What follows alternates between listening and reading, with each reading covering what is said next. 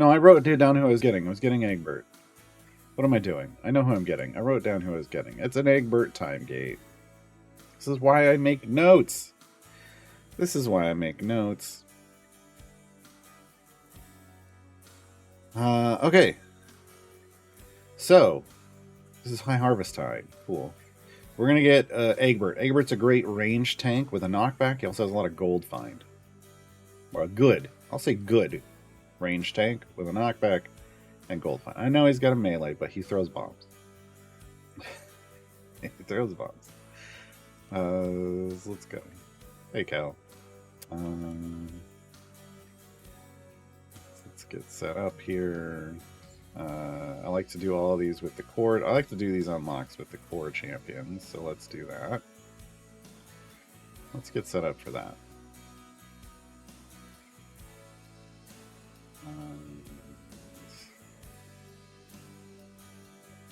Okay. Hey, Texag.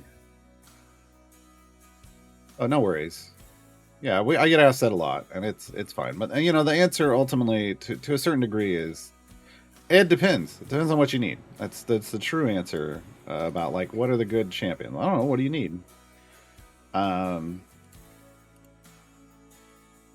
I really want people to think of it like from that perspective, 99% of the time, that the answer is going to be, well, I don't know. What do you need?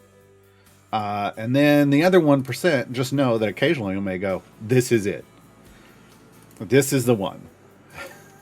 This is the way, the truth, and the light. Should propose a week of guard to get CNE's schedule back to some regular. Look, if I don't know what's going on, Mars might be ill, or he might be super busy. They might have him on a project. I don't know what's going on. So, if they want me, they know how to get me. They've done it before.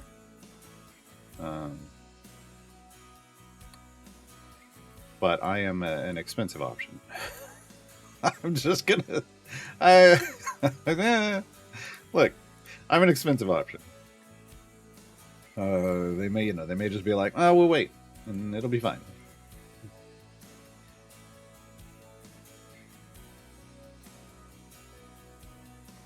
Okay, what the hell is Twitch doing?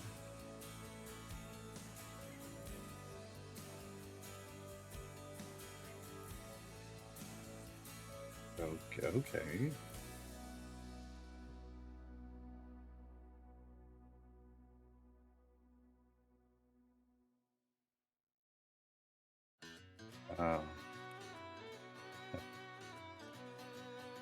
This stuff they talked about before.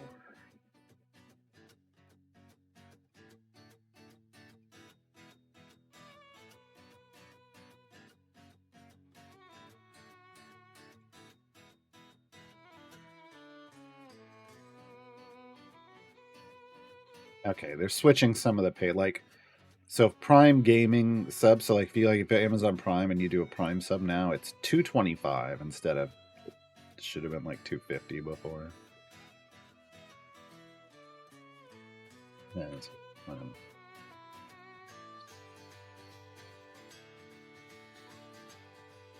Whatever.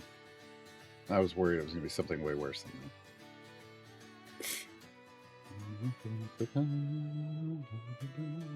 No discount Gar for the cause. Look, don't look. Know your value and don't discount yourself unless it's super important. And super important isn't maintaining a company's bottom line. Super important is like charity events and things, right? Hey, Dance Lover.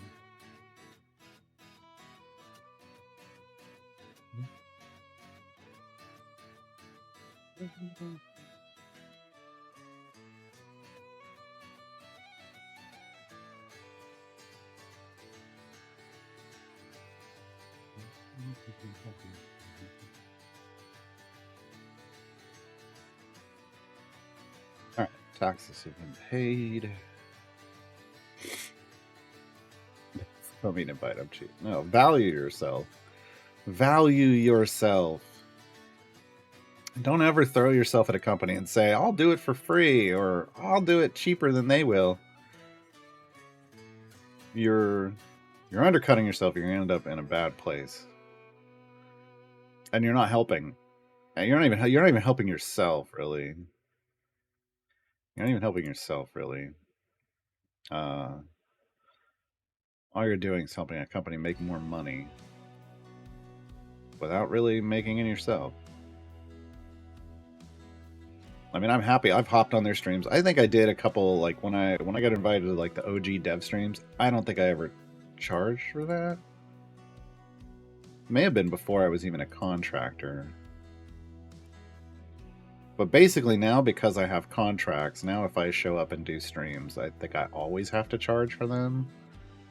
And the rate, like, it's like my thing is based off a 2-hour stream, but if I showed up, like one time I did a 1-hour stream, and I put the rate as half, like, because I was like, oh, it was 1 hour.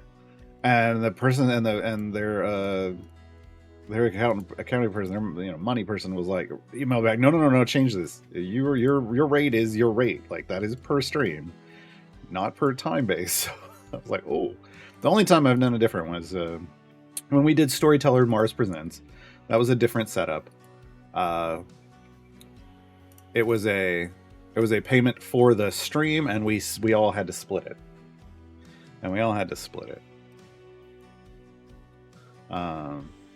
We did that because we just really wanted to play D&D on stream.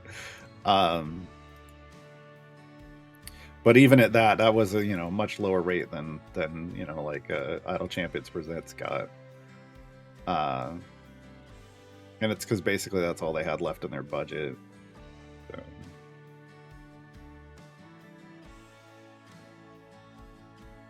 Hey, John Lemon. Oh, no one's in 11 and you need 11 for Split the Party.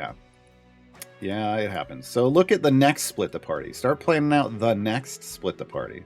So remember, Split the Party 1 needs 1 extra champion. Split the Party 2 needs 2 extra champions.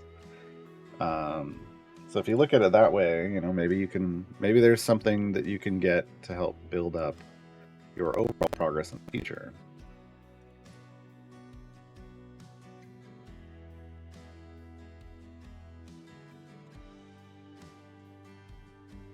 And 11, if you're working through the campaign, you can pick up a slot 11. Dragon Bait is slot 11 in Tomb of Annihilation and Evergreen.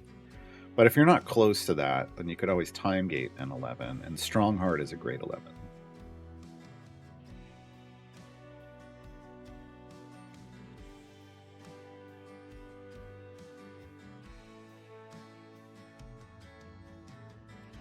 Any good armor breakers in the event?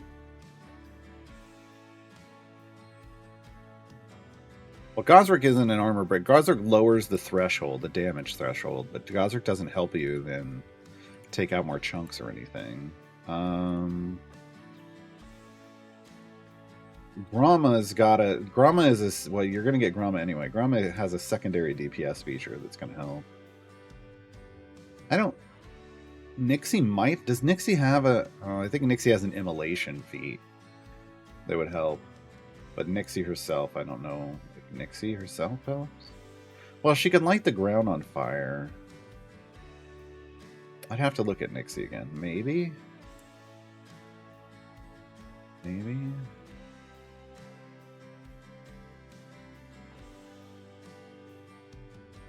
Doesn't really tell me everything I need.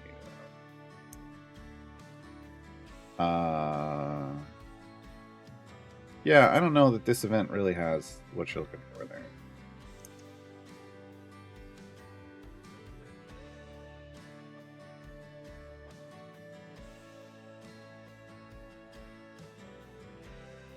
Yeah, don't do it for exposure. The only thing exposure gets you is dead.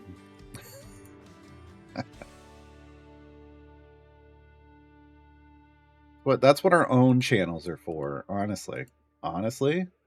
You stream on your own channel as a demonstration of what you can do. Harry Pig, thank you for the Prime sub. Much appreciated. You stream on your own channel as a demonstration of what you can do. Then either they find value in that or they don't, unfortunately. But I started streaming on my own channel, and I drew so many people just without any in-game pop-ups that CNE was like, "Oh, okay, want to do that on our channel?" And you know, the ads timer's off. What the heck? What do heck?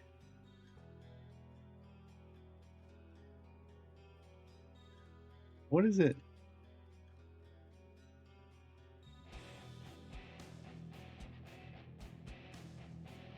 Why is it down there? Hold on. It's grabbing a window and it's grabbing the wrong window.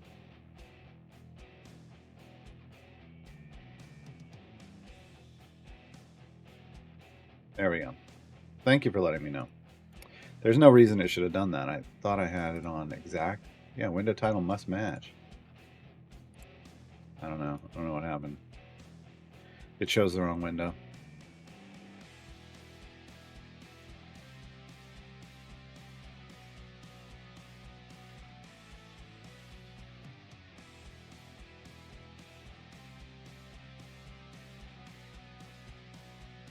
And no boss wants to try to convince me that I didn't need a raise because my job was fun for me. Oh, that ain't it. That ain't it, dog. That's not a... Fun is what I do when I'm not at work. Well, fun is what I do when I'm not at work. I mean, your job can be fun. That's great, but you still deserve to be paid. Yeah. What's what makes it a job and not a hobby.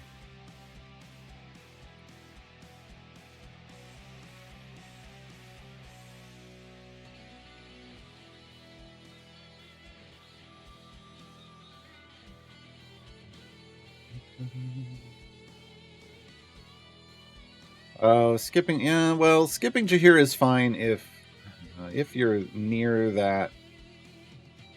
If you're, you know, if you're near, if you've got Vajra and you're like, well, this is like Baldur's Gate influence.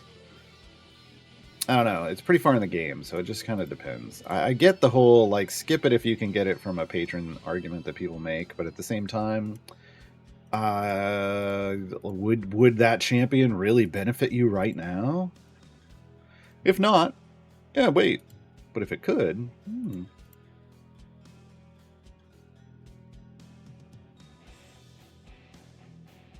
Jahir any good? Yes. Jahir is a good champion. Good DPS and good support.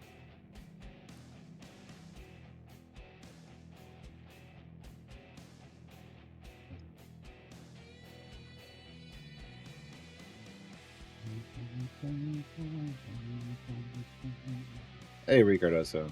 Yeah, you know what else is fun? Being able to pay my bills without worrying I'm going to default on something. So, pay people. Pay me. Pay me. Like it doesn't matter what job you're doing and how much you enjoy it. If it doesn't cover your cost of living, then you have to go find another job. So,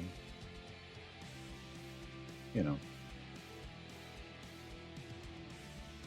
like as much as I enjoy doing this, if for some reason this wasn't enough, you know, it varies to how enough it is. But if it wasn't, I'd have to go do something else. I would have to. Like there isn't a choice there when it comes to, you know, existing. Hey, guy, I Game Intune. Welcome to the chat. 5 time gate pieces. Should I get the first patron? Or wait till the event is over. Oh, get Mert. Yeah, Mert. Then you do Mert, and then you do like you could do like at least 1 or 2 variants, whatever qualifies you to get his time gate piece, and then you can just buy a time gate piece every week from Mert, so you get back to 5 real fast. Good at something, never do it for free. Was that quoted already? No. But again, I made like there's exceptions, right? And that's like I said, charitable, valuable charitable causes. But if a company is making money off of what you do well, get paid.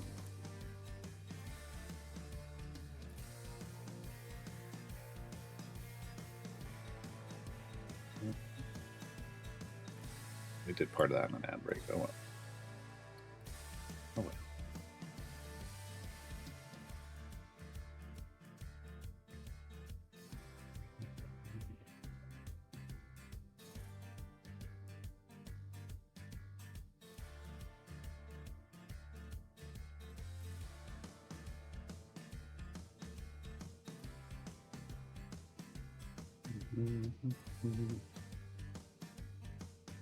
Oh, now our gem.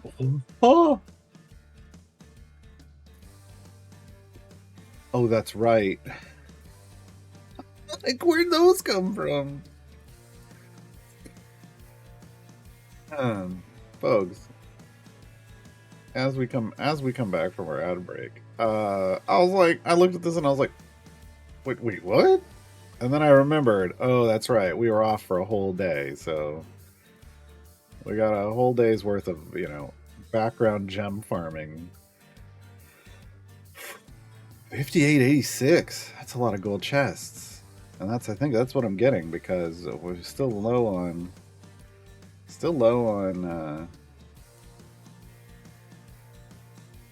speed potions, and armor juniper is like 30,000. I think she might be a grinding through. Oh no, we already started grinding. She might be a grinding to Alcoria reward. All right. Oh, and we can get rid of these too. What are we getting out of 41 silvers? Well, it's not the potion I wanted. We got a small potion of speed. Wow. Rip off. So we should get at least one epic out of this batch. But more importantly, we need medium bounty contracts for Strahd and speed potions. There's our epic, Nayeli. These are the wrong kind of yellow potions. There's a good large potion of speed. Fantastic. So we got one.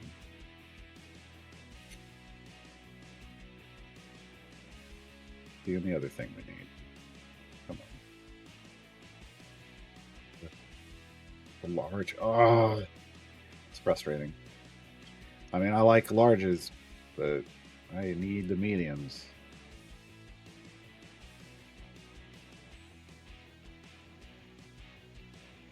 Double medium potion of speed. Great.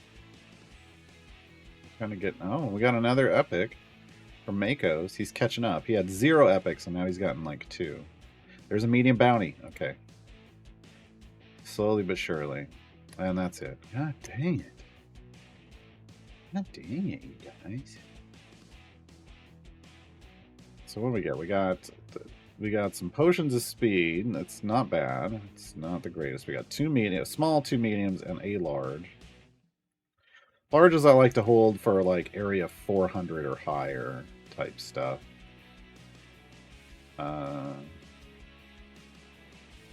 Where are we at on medium? But we have 2 medium bounties. Great. I won't hold on to that. And we got 2 larges.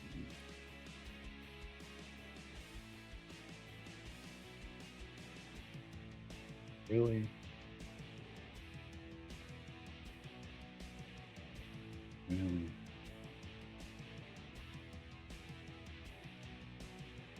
Well, you do want enough time to get pieces unlock the 2 tiers later in that, but you still want Mert first. You still want Mert first. Mert is gonna earn you an extra time gate piece a week.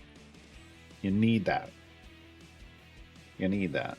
The other thing you need, what'll then make you reach parity on this, and like is you get the turn back time blessing from Kalimdor from Tomb of Annihilation. So that the bosses drop 2 every week, and then 2 plus that Mert means you can have 0 time gate pieces in a week, and then the next week for your event you'll have the 3 you need. Otherwise, you'd have to wait 2 weeks, right? So Mert is worth it. And Mert's the only one that needs time gate pieces to unlock. Hey, King Salome. Yeah, the alchemy system not going to be. I was really hoping it would be sooner rather than later, but it looks like it's either a December holiday gift or it's going to be next year. Is what it sounds like. Where do I find the patron variants? After you've done regular variants, when you come out here to the map, you activate a patron from your list, and then it'll show you like these green dots. It'll show you green dots that are the variants, the base variants you've already done, and then you do them again. That's the patron version. Is Carver's Guide to the Bench Builder scheduled? I had to ask to even know what the heck that was yesterday. I mean, they seem to think that's coming soon, but I don't know what that means either. That one seems like definitely this year. It's 3 time gate pieces to unlock Mert, which is basically 3 weeks of Mert. Mert gives you that back after 3 weeks, and then from that point on, you just get extra forever. Hey, Joan. No, 2 time gate pieces a week is not standard. That's with Tomb of Annihilation. But you get to Tomb of Annihilation really quickly, so feels like.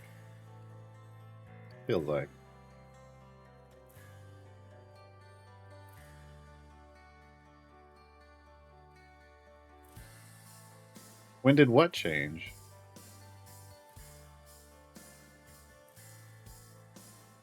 It's always been 1 time gate piece a week. Like, since time gates came out. Hey, Jorthon.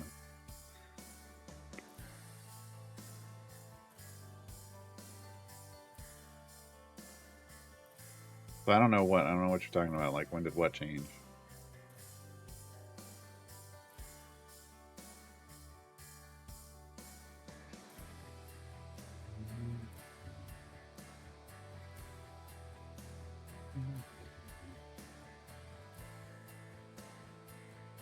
Well, I say a week because that tends to be just an easy way to explain it. But it's every 5 days. Every 5 days. It's just easier to say, hey, if you've got that blessing in Mert, you have 3 time gate pieces a week. Business week, yeah.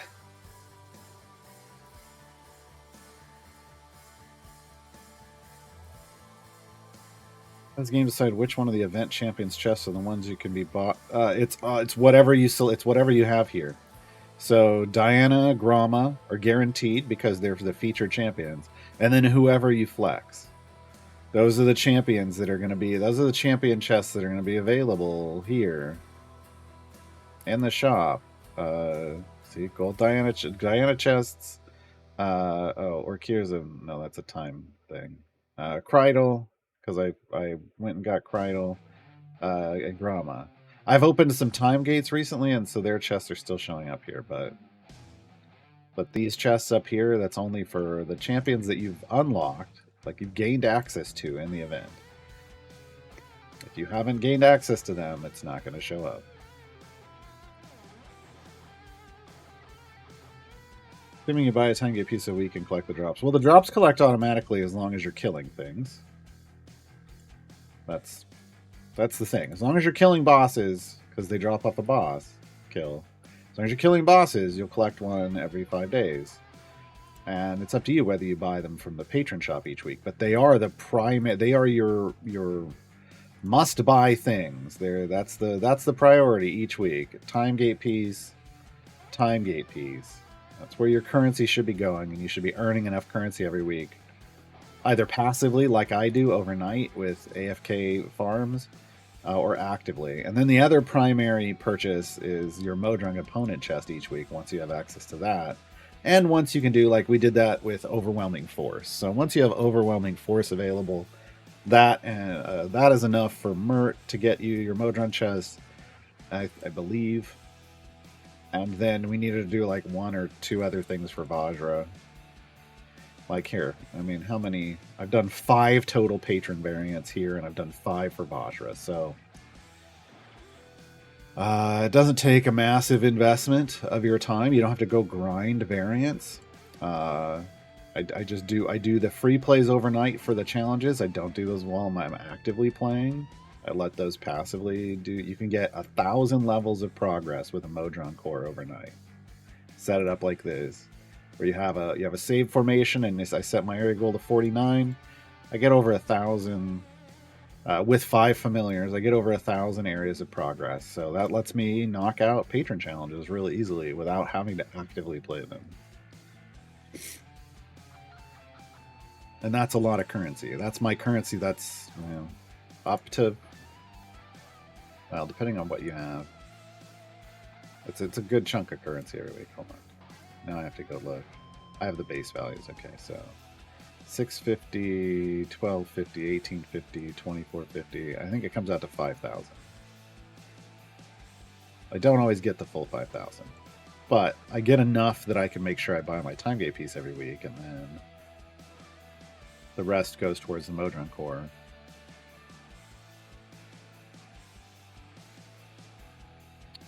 But again, yeah, you don't have to take a lot of time. Well, here's the thing. Once you unlock Mert, yeah, 2 variants. It's worth the time. You got 21 days for an event now, so it's worth the time to do those 2 variants. I did 2 in... I mean, it depends on where. It could be 1 variant if you're far enough in. If 1 variant can get you the influence you need for that chest, great. I had to do 2 because we unlocked Mert so early. I had to do 2 in Sword Coast. That was the best that I had available at the time. Overwhelming Force would have done it on its own. No. But then I'd have probably had to do something else to get the Modron chest.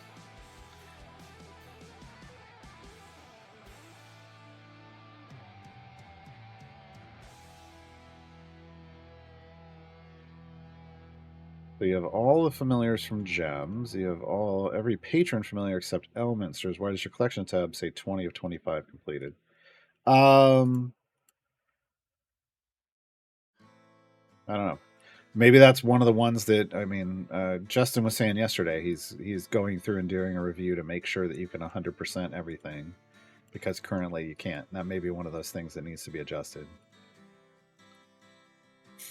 One of those things that needs to be adjusted. There we go.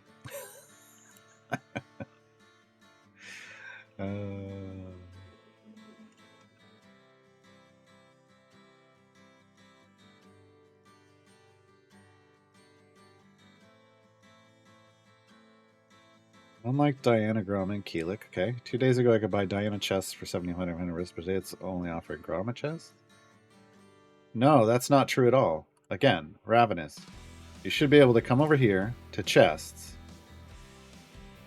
click on Diana, and this is at the top. This is at the top. If you click on Diana in this UI on chests, Diana here. If this isn't here, submit a ticket. But yeah, that's where you get those. In case you're looking somewhere else.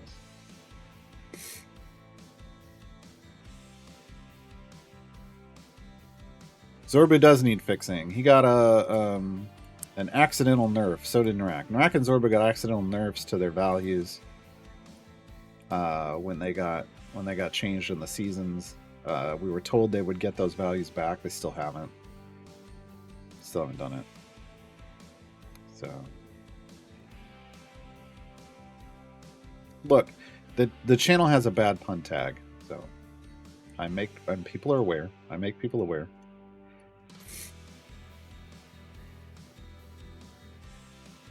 Have I tried reworking the gem farm on my main account to include Diana yet? No, I've just been doing event stuff. I did all of Gromma's, and I think I'm into tier 3 of Diana. So that's all I've done. I don't have it open right now because I'm trying to keep the fans quiet. quieter. Quieter. They're not quiet even now.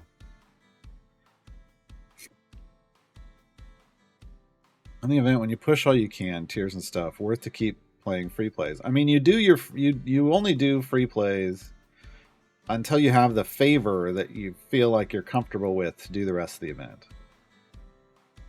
That's what the free plays are for. And honestly, you can get, if you do deep pushes on your unlock adventures, that might be more than enough, and then you don't have to do any free plays. Just depends. We're being silence, guys. Trying to keep it silent. Wrong fans. Computer fans. Computer fans versus chat fans. You're looking on the top right panel of the event screen. Oh, this stuff? No, yeah, no. This is just... This matches whatever this offer is. They keep the offers together. They're trying to cash sale you. Yeah. It's a different thing. Different thing. I get it. It's a little odd, but yeah, it's in a different UI. Oh, we need our own list for Dev Insights, promised but not delivered. Oh, wow. Yeah, I don't know that anybody keeps something like that. And I don't know that they promise things so much as they promise to look into something, but... Strongheart produced enough event tokens to be worth burning 6 time gate pieces to recruit him. That's not the only reason you would pick Strongheart, first off. He can provide a lot up front, like his starting cap is really high. And then once you've burned through all of those, he provides you enough for 1 chest pack every event. He gives you a lot up front, and then 1 chest pack an event, extra chest pack an event after that. That's not the strength of Strongheart. The strength of Strongheart is that he has a mathematically overpowered ability. He mops. He's super strong, and it's keyed off of like crits, and it has an attack speed boost component, so he can basically get into a chain where he's just critting and boosting his and the people around him's attack speed, and it's pretty fantastic. He's a very strong support champion. That's the reason you get Strongheart. It's just on top of that, he also scavenges event tokens. Sometimes the puns are so bad in chat when you get one of those big hooks. They usually egg people off vaudeville stages. Oh man, that would be a good animated emote. Like a hook comes out and then right back off. That would be funny. Yeah, it would be funny.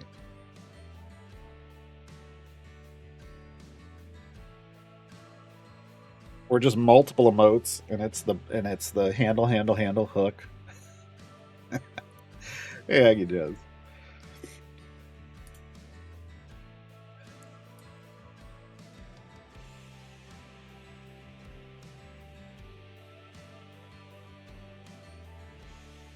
The devs say about Diana's speed effect. I don't think anybody asked about it yesterday.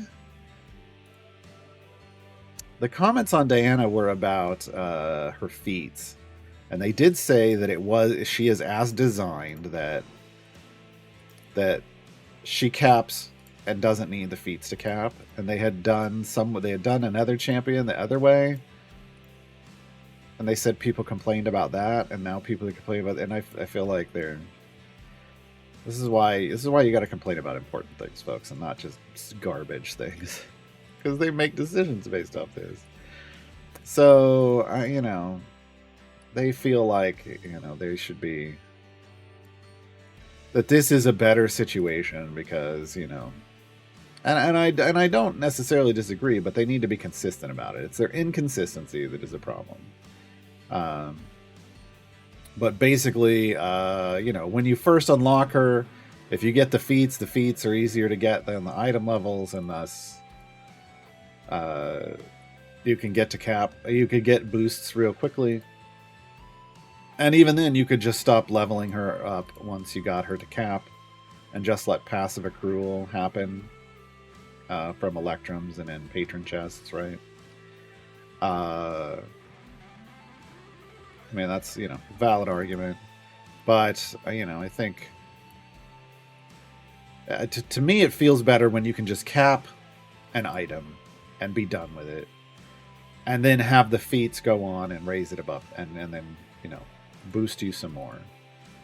That's kind of the whole, to me, that's the whole point of feats, is that if you have speed feats, you put the speed feats in along with whatever else they have to make it even faster. You're choosing speed. But what they're saying is that with this, they're trying to say, well, but then you get all the speed and then you can use your feats for something else. But the reality is usually I just want speed. Usually I just want speed when I'm all the way to cap, right? So it's just, they need to decide what they ultimately the way they want to do it, and then they need to do it consistently. And this is them trying both ways, and that's always a little painful to go through.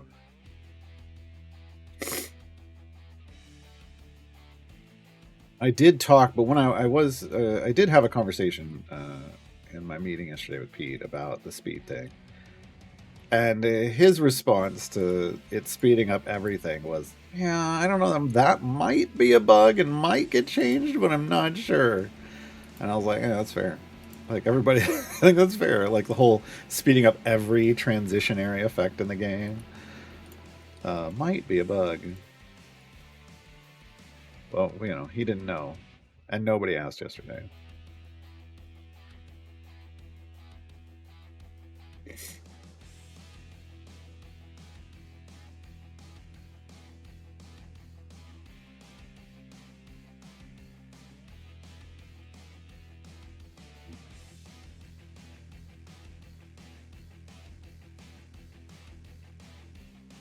Yeah, and somebody said, like, if, like, with a potion of polish, Diana's number drops pretty low, but with a golden, it would be ridiculously low. And I'm like, oh no.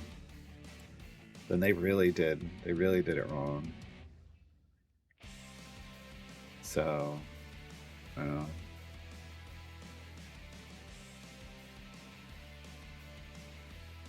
Strongheart is Founders Day. I don't know what the new order is. I mean, it's somewhat a similar order, but I don't know, like, if we're skipping something. So we skipped the running to get to the Great Modron March, and I don't know if, like, are all the rest of 1, 2, 3... I don't know if, like, I don't know which ones are gonna be happening and which ones aren't.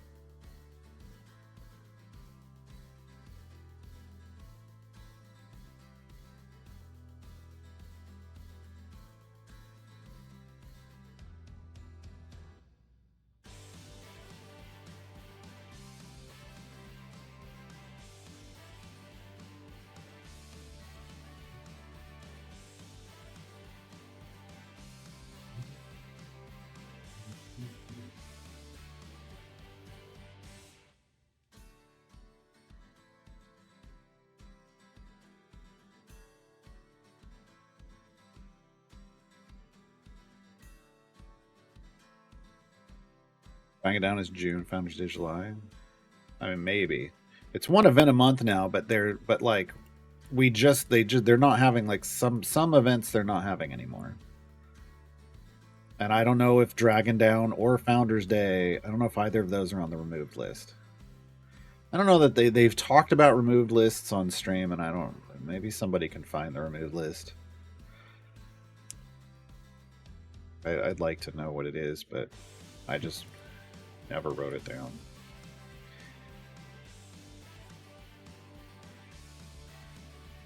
But again, it's when we were talking about slot 11, we were talking about if you need to split the party right away. You have a choice. You can get like your first split the party. You can race to Dragon Bait, or you can just time gate Strongheart.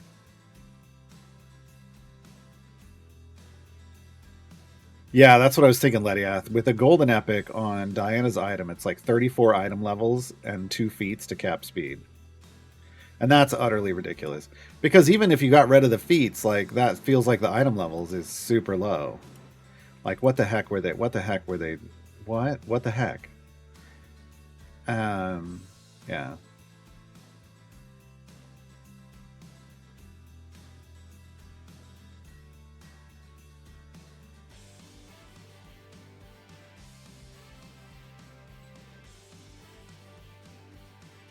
I think what they'll probably do is just never release a golden for that slot. That would be the smart thing. And I say that, and then next week we're gonna get, or this weekend we'll get like a golden as a sweetener, right?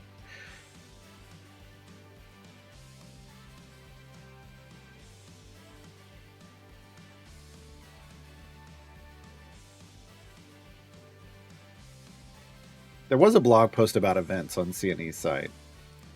To my recollection, they did not have a list of which ones were being removed.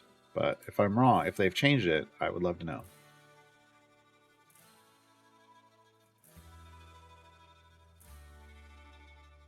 Long term, we plan to retire midwinter, greengrass, the running. Okay, there you go. I don't remember that in the initial blog.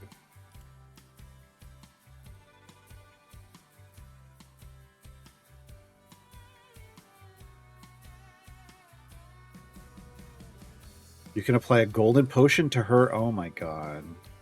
That's just wrong. So they are going to do one. I told you. But that's a ridiculously low value. If it's this weekend, then do I have a I don't know on this account. I think I have a golden on my other account. So yeah, if Dragon Down's still in rotation, then Strongheart's 2 months away. But again, that's not really the point of what we're talking.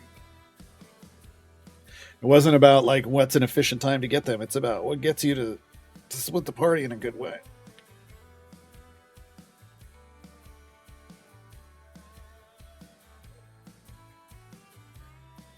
Yeah, if it's in the events 2.0 announcement post on the website, then that got added later when we complained, because we complained that we didn't have a list. Feels like, I don't know. Or maybe I just skipped that part. Maybe so many of us just skipped that part, which it could happen.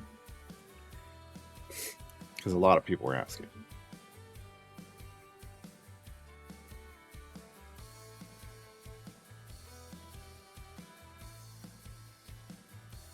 Cost of unlocking champions during events lower than manual time gate. Do you feel new players should skip all manual time gate? No, I'm doing a manual time gate right now. You would end up with extra time gate pieces, and then what? They just sit there forever? Like that's what late game's for. No, absolutely do them. I had 7 time gate pieces. I'll have 3 in time for next week. So, and this is a newer account. Like I said, the moment you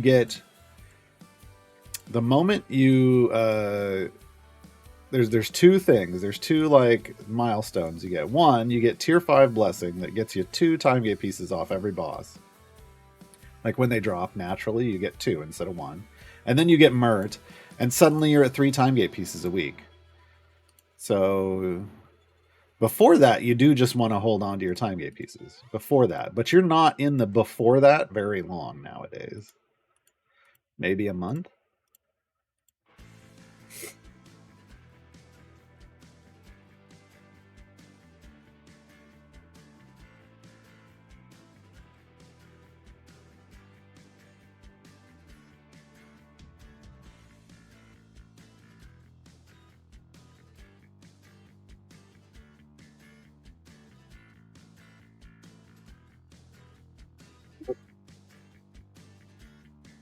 Anyone know if for next year will I have to bring back a champion like Grom? I finally need the final tier 4. Yes, unless they change time gates before then. Unless they change time gates before then. That's what we've basically, they need to change time gates. We're in an ad break. Dang it. Okay. we'll come back. But that's the answer. I'll say it again. We come back from the ad break. Renzo thanks his sidekick. Ryback Stun, thank you for the Twitch Prime sub. Yeah.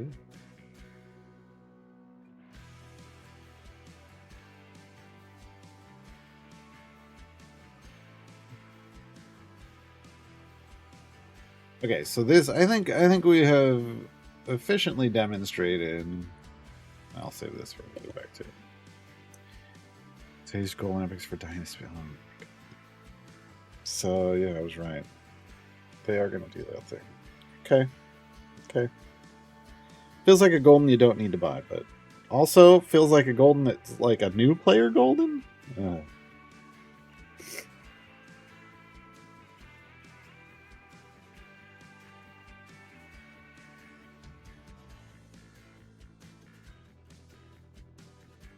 Okay.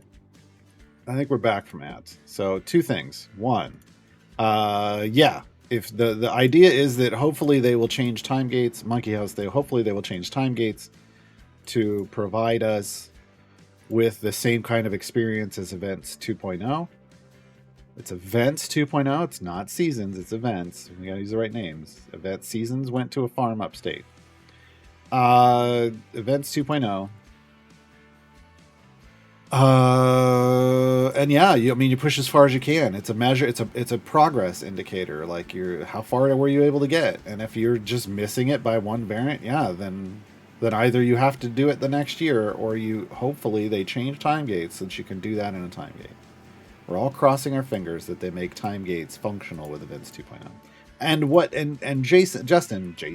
Jason, a new person working for Justin I think he's made a public comment that he kind of thinks that the way they might update time gates is that you unlock the tier you're on so that you can do it. And that makes sense. Today's G is a golden epic is for Diana's speed item. It just dropped. Okay, I'm gonna restart. This golden epic is a waste.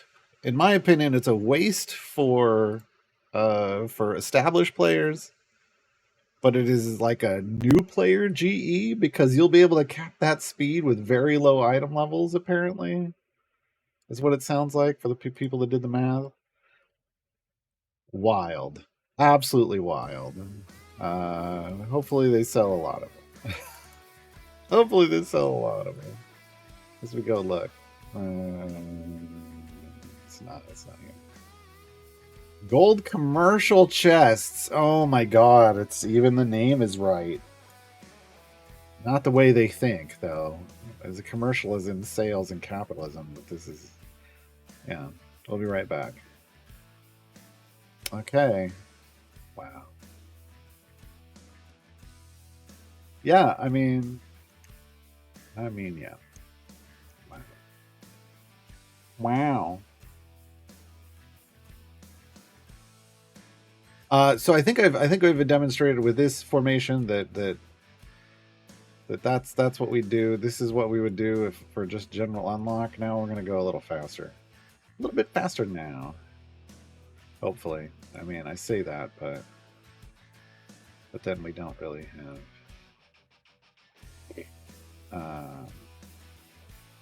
I don't really have a lot of speed champions able to get up to the speed yet.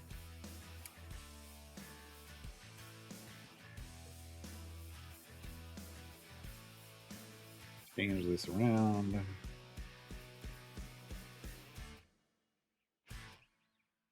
Come on, we go here.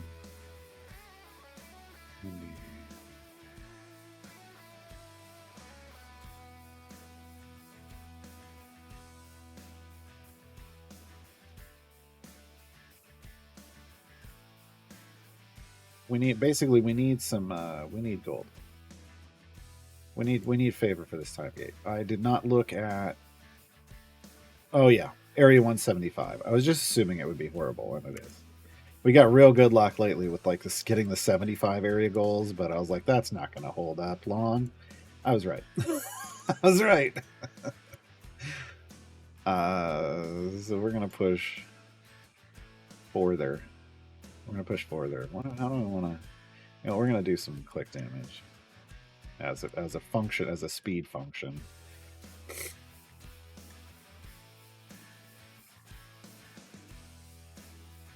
Oh, no worries, Ryback's done. I appreciate it though.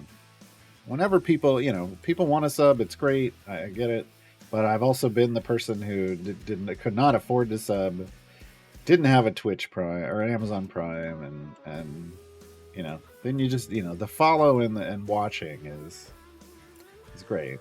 You don't have to participate in chat. Lurkers are welcome, but you know, chat participation is fun most of the time. Most of the time. Do a first trial. Somebody recommended me do it solo. People do that. Don't think I'll actually finish it. What was your day one? What was your base damage contribution? What was your base damage contribution? And when I say that, there's I can't show it on the screen right now. I'm not on the right account, but there's a number in the box on the left, on the top left. There's a lot of data, and there's one that's like a damage and like additional damage and then values, and there's a damage contribution that looks like a bud number, and that's exactly what I want to know. I want to know what the E number is.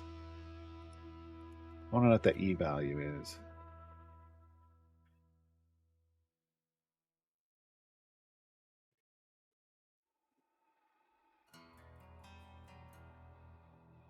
Well, having to do a 1600 variant in order to get a third chest in a time would be a huge pain. I don't know what happens if you've done them all. I feel like if you've done all 4 tiers, I would hope that it would default back to tier 1. I would hope. But I don't know. Well, that's right. Jason is the dude that breaks the game for people. Hold on. E144. John Lemon, you're low. Yeah, you're low on damage. I don't know what day you're on, but you needed like somewhere between E180 and E200 on day 1. And so you're gonna have to try to if you can't do anything, if you're multiple days in, then you might be toast. But yeah, you want to try to set your highest damage value on day 1. That's the all important day. Wait, no, we want this, and we want like this. And then we do like this, maybe?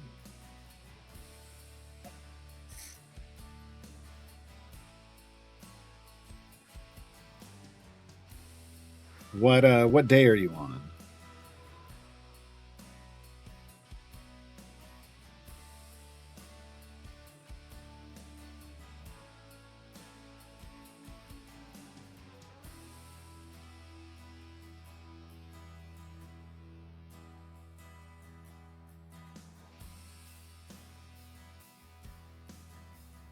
Yeah, if you could choose your tier, that would be interesting. That would almost be pretty good, because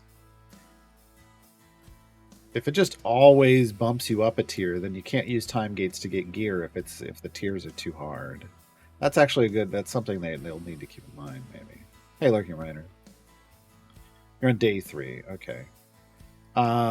Well, don't worry about the numbers, because the way doing the extra days and getting the extra damage bonuses work is usually it ramps up to finish things off. But the issue is more that it's the E144 contribution. To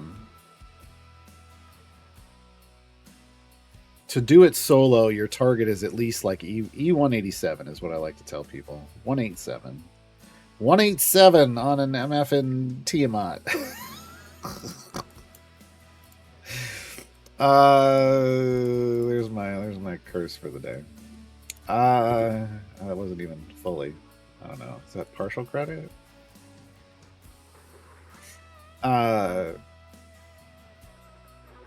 Yeah. But here's the thing: you're gonna get the chests regardless, and you're gonna get whatever percentage of her health that you take away. You'll get that percentage of her total scales bonus.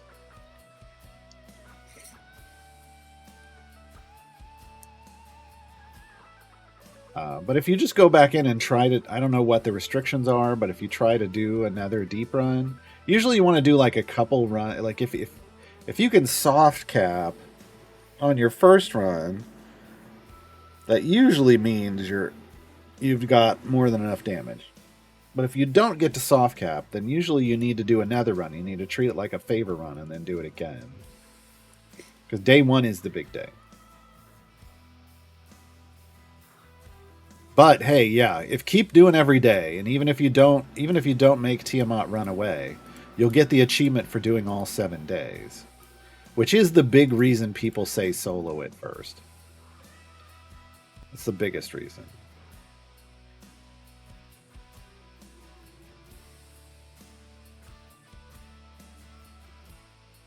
Snoop Cobalt and Dr. Dreeken. Well, it's Dr. Dranzel. That's the Critical Role version. Canonically. It was eminent. That's short. Scanlan Shorthalt. If you don't know, Scanlan Shorthalt is Marshall Mathers. That's for Critical Role Season 1. And so they run into a Dr. Dranzel, and that's Dr. Dre. That's where those characters came from. I don't know if there ever was a Snoop reference.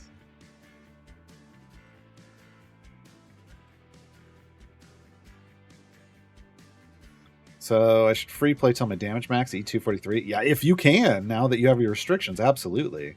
It might actually make up for it. It might actually help you finish it off. I just don't know how much damage you've lost over the last few days. Once you get up to your damage max, if it's in the E240 somewhere, sit there for a while, because every time you do that damage, it additively stacks on the outside. Not a long time, but get what you can. Take what you can from it.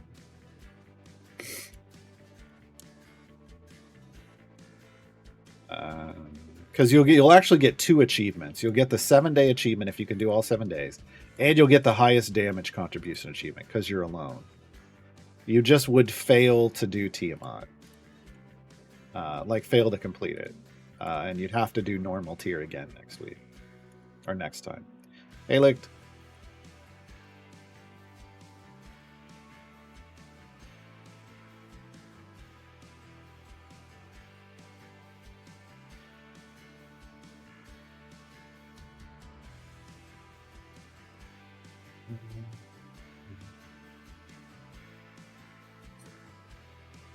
You're telling me Eminem's mother's name is Juniper? I don't know about that. I'm just telling you that. I mean, obviously they changed names. I'm just telling you that that's what the characters are based off of. Because Sam had never played D&D before, and he's like a bard. I'll just base it off Eminem, and like the whole story is based off Eminem. Will the real Scanlan Shorthalt please stand up? Uman stands up. Wait, what? What?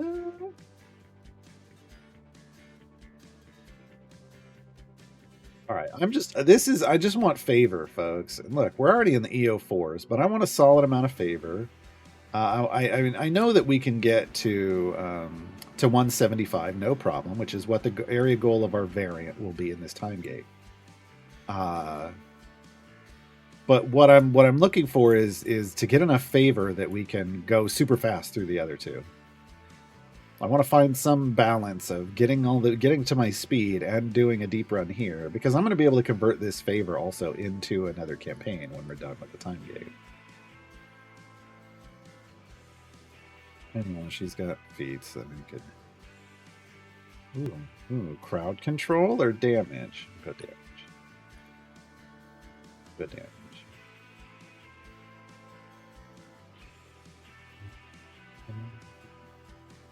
Do you spice? Do you spice? Do you give you little spice? Yeah. So, that was something.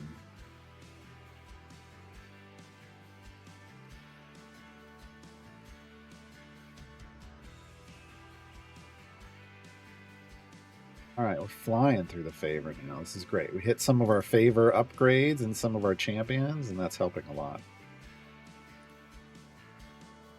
Some of our gold find upgrades, excuse me. You knew what I meant. You can always tell when you hit a good gold find upgrade because all of a sudden you're able to upgrade your champions like all the time. All right, so I've got Diana bottom down here at the on the Diana. No, Diana down here at the bottom, which means she does short knockbacks towards the top of the screen, as we saw with the boss. I think for this boss, I'd rather have her in the middle, doing a medium-sized knockback straight back. Keep that thing away from me.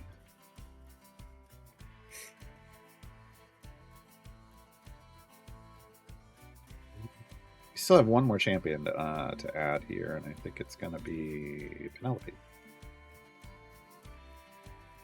It's going to be Penelope. Single slot is the medium knockback? I thought middle of the column was. Is middle towards you? God dang it. New champion. Who dis? Is middle towards you? Towards. God dang it. All right. Well, I can't. Oh, well, you know what? No, this works. This is fine. There we go. That works out fine.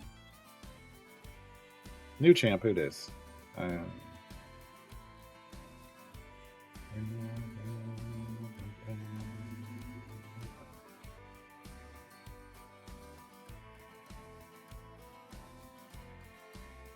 Okay.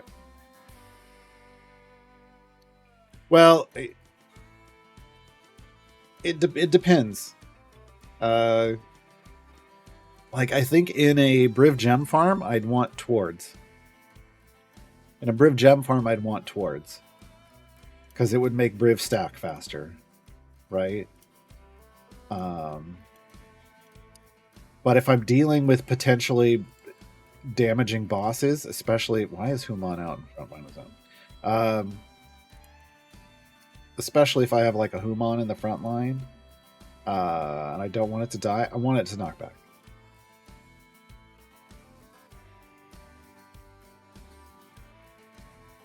Speaking of G's, you spot with a gold potion. Did they forget to actually release the G for Ray and Krugs?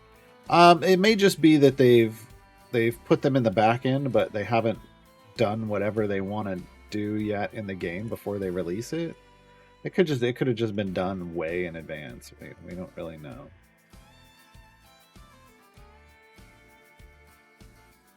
Again, this is why you shouldn't, until something comes out, it's not in the game. It's not EA.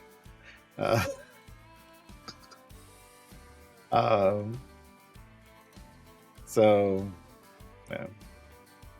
Saying, like, going to them and going, why hasn't this released yet? Which some people do on Dev Insights. That's because it's not time to release it yet. Just because it's in the game files doesn't mean it's coming out right away. Or ever, honestly.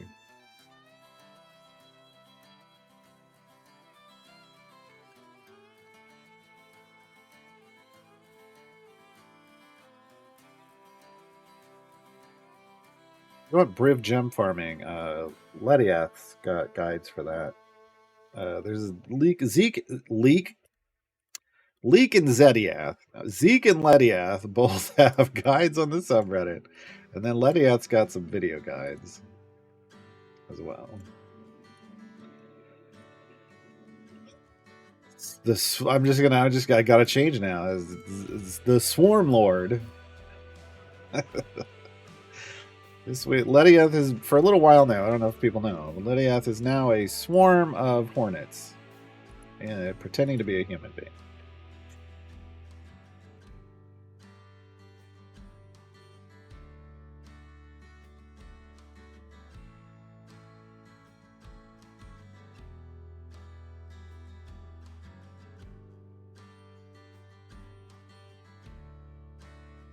Yeah, this whole I'm gonna speed up the entire game on transition is wild. Wild. You can see everything move faster too. Once it gets to that point.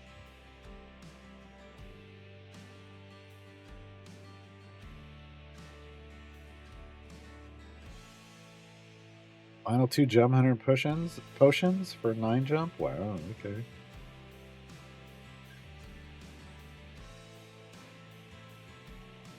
I have decided I am not doing 9, like fully hardcore decided. No 9 jump until they have a feat or a cap at 9 jump. I do not want that situation where I can't open chests anymore. I just don't. I don't like that gameplay. It would frustrate me and it would make me not want to play the game anymore. All right, we have EO6 favor. I'm going to call it here. Call it here.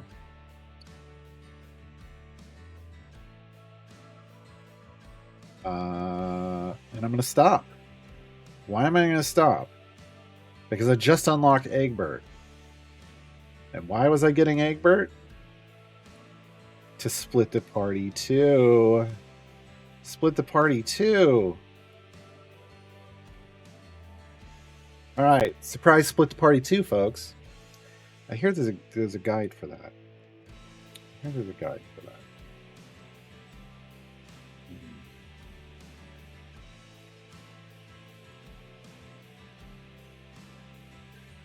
Right.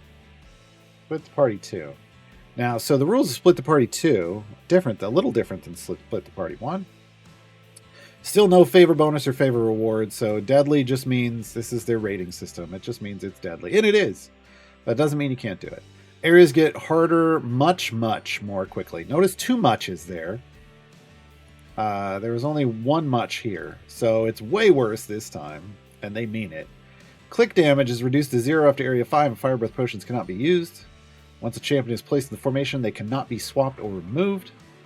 In areas 13, 27, 37, 60% instead of 50%. 60% of the formations in your champion and your active formation are removed from your party and locked for the remainder of the venture. That's the champion that's locked, not the bench slot. You can swap another champion from the same bench slot.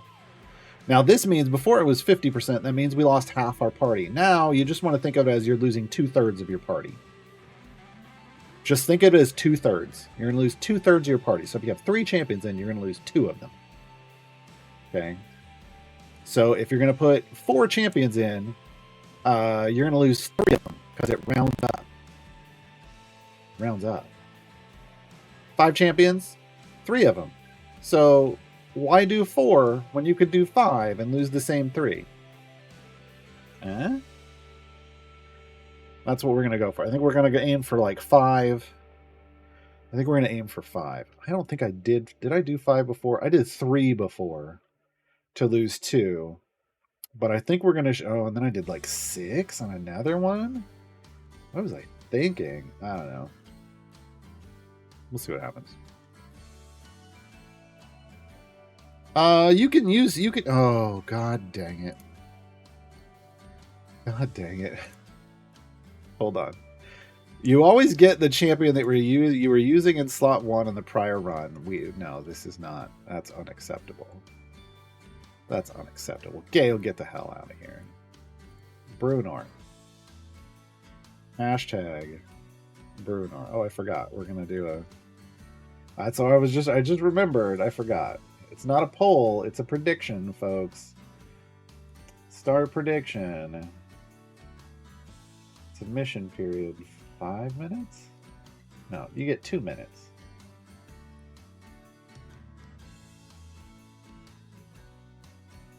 There we go. Boom. No, 5 minutes. 5 minutes, top of chat. 5 minutes, top of chat.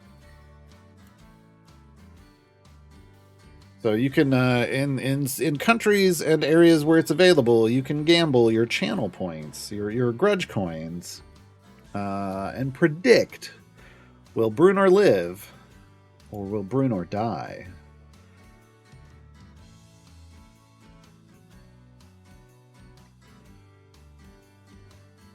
The part of the stream where Gar talks to YouTube. Exactly.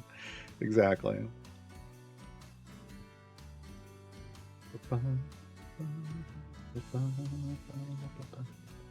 While we're waiting on this, let me catch up in chat.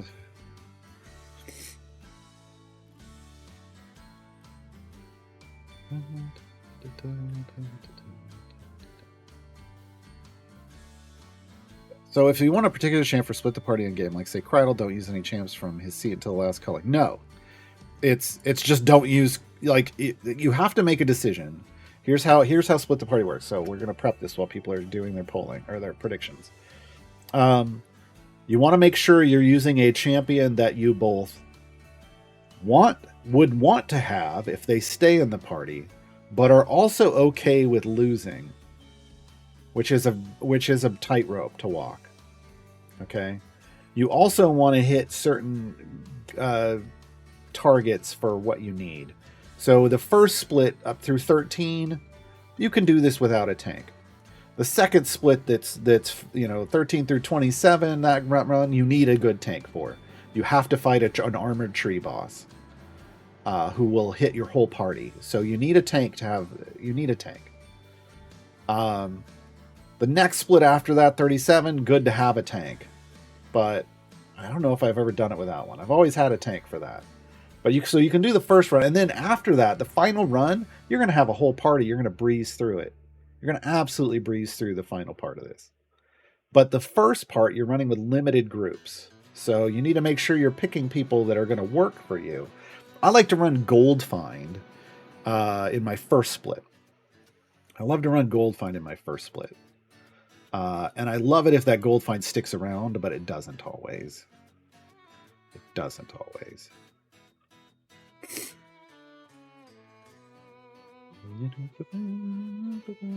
Yeah, if you had Thalora in, no, I just go out and do Brunner. Just go out and do Brunner. And yeah. Yeah. Okay. I'm going to start this now. All right, well, I'm going to move Brunner back. Here's the thing. We get click damage right now. I'm going to turn off auto progress. This is important. I find it important. You might not. But if you'll notice, these D for details. These enemies have 1,426 health on Area 1, folks. On Area 1. And when Brunner kills him, how much gold do they give? 1. 1. What? What you talking about? This is what they mean when they say it's much, much more difficult. And so a lot of times people get here and they're like, I can't even get through Area 1. I get it. I understand. But that doesn't mean that you can't do this.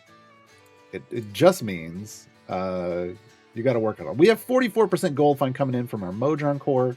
That's helpful. I'm going to come over here and I'm going to give myself an hour of more of gold find. Now we're at 476. That's way better. That's way better. I'm also going to throw down... Well, you know what?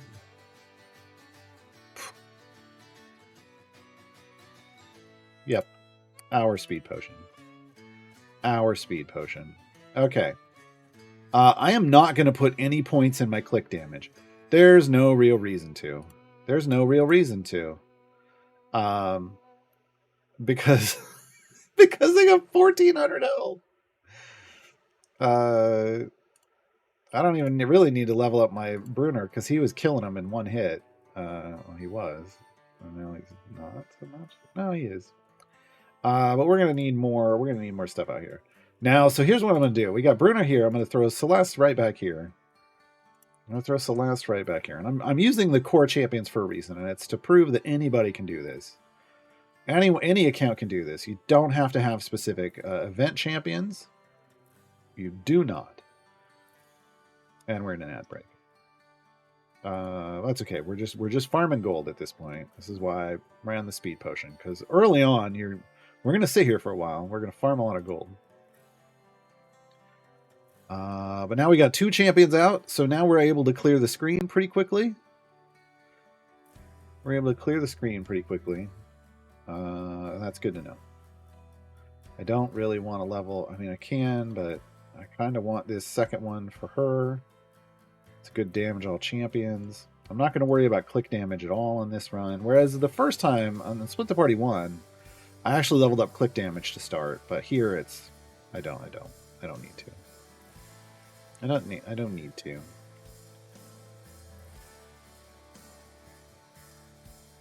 It's not. I'm not building around. This is going Companions of the Hall for phase 1. I'm not building around a group. I'll repeat that when we come back from the outbreak.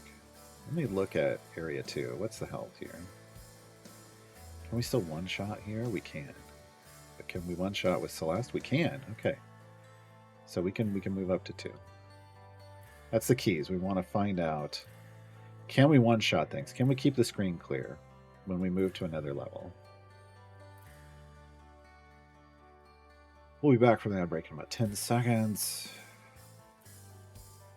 Talk to chat a bit more. But whatever gold I can get here, I want to get. I'm going to test. I'm going to test area 3 now. Can we still one-shot things? Yes. Yes. Okay. So we're fine farming on 3. All right. So Robin Lionheart asked, "Are you going Companions of the Hall for phase 1?" No. I'm going Bruno. I'm going Celeste, and I would really like Jarlaxle. Like I said, I like Goldfind, so I'd really like to get Jarlaxle out here. I don't want to bring out a tank. Again, I don't need a tank for this first split, in my opinion. Let's test area 4. I'm going way quicker through this. Oh, this is the problem. I'm going to bring Jarlaxle out. Okay. Jarlaxle's got this. Okay, good. So we'll level up Jarlaxle because we want gold find off of Jarlaxle. We're also earning a lot more gold, you'll notice. When we're picking up gold now, it has gone up a lot. Our gold gain has gone up a lot. We want that. We like that. We're here for more gold gain. We're going Rally. I want instant damage. I don't want tanked damage.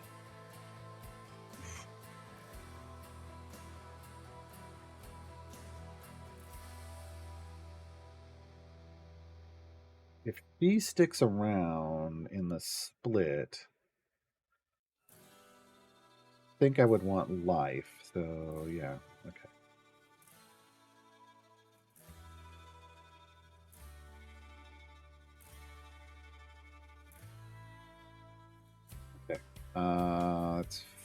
Let's try the boss.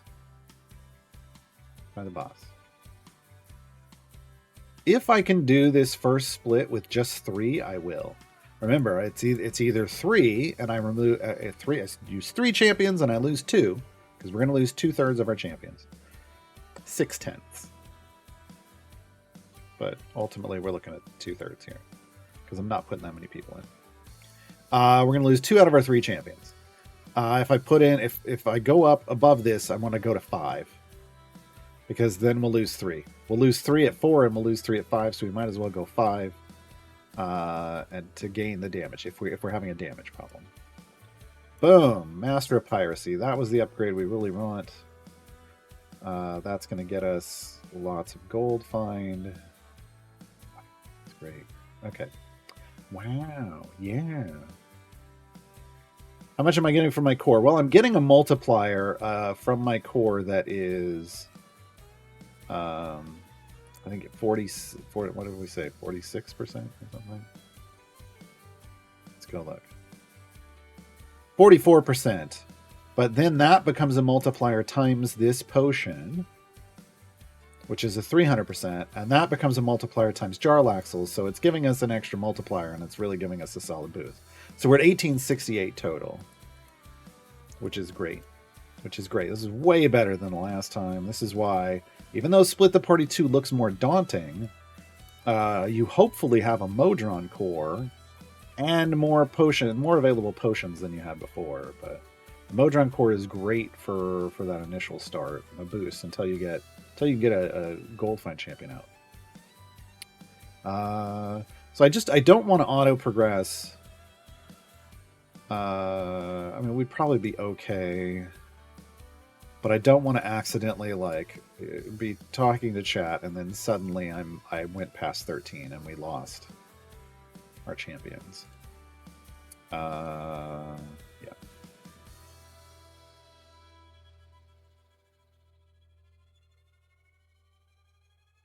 Good, good, good. Normally you would move forward only if you can still one shot everything. Fortunately, because of the gold boosts we're getting, we're able to keep moving forward. Sometimes you're just going to have to sit. If you don't have that kind of gold, you'll have to sit and grind at levels for a while. This can be very long. That's why I did the hour-long speed potion, was just in case. We ended up grinding a lot.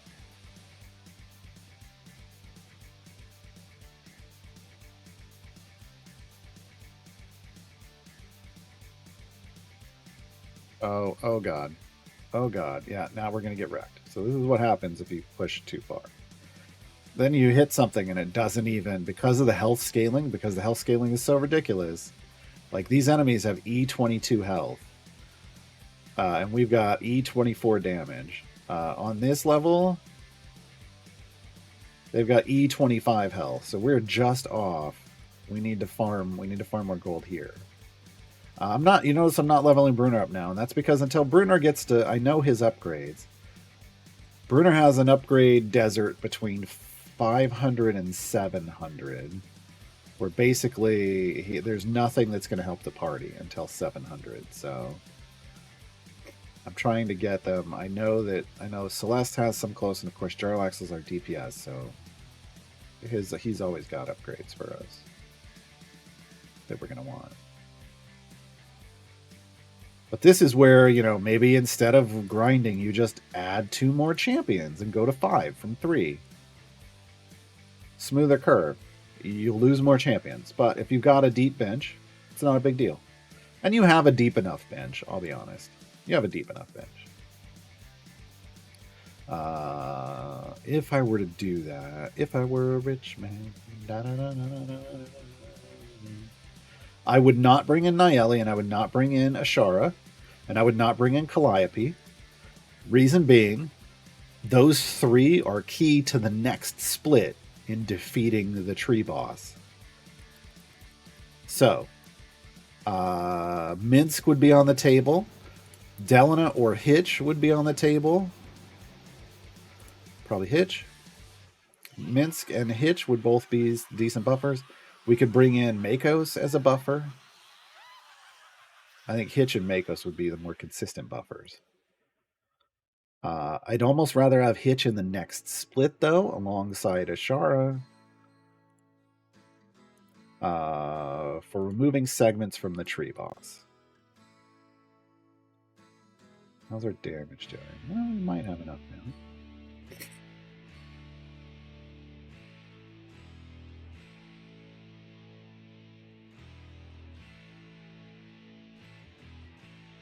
Oh, God. We did not have enough. E27 on the box. Okay. So, yeah, we're going to want to bring in someone on this. These are beasts. But we're going to do a Makos. Dark Blessing. That puts us into the E26s. That's still not enough. Because the boss is E27. Well, we'll try it anyway.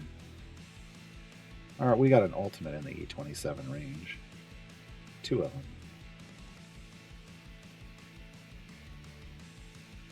Come on. Come on. Stab him. Stab him. Stab him. Stab him. Got him. Okay. Got him, coach.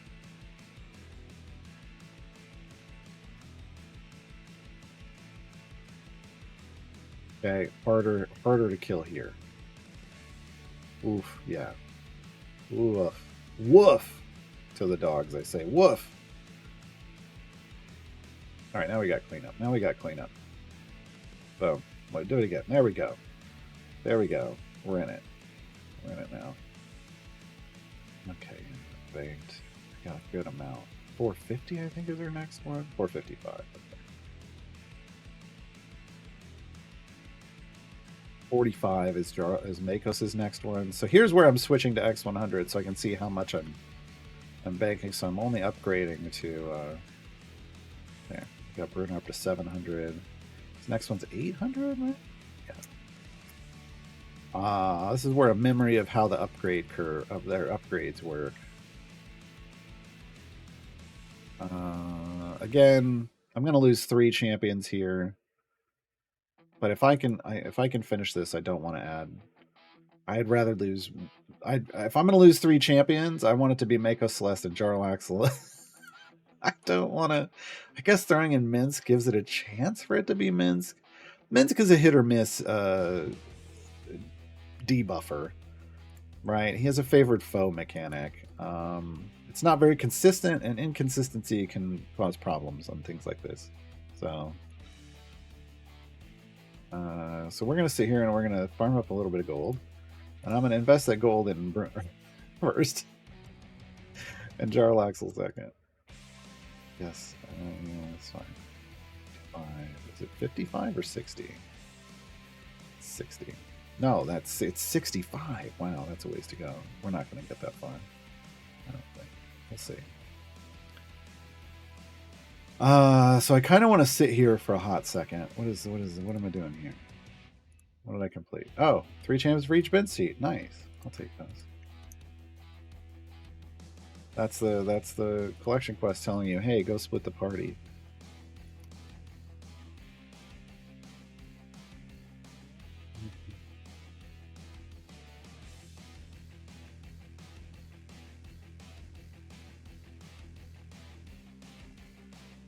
Question: Are Diana's event buffs plus 200, plus 400 additive?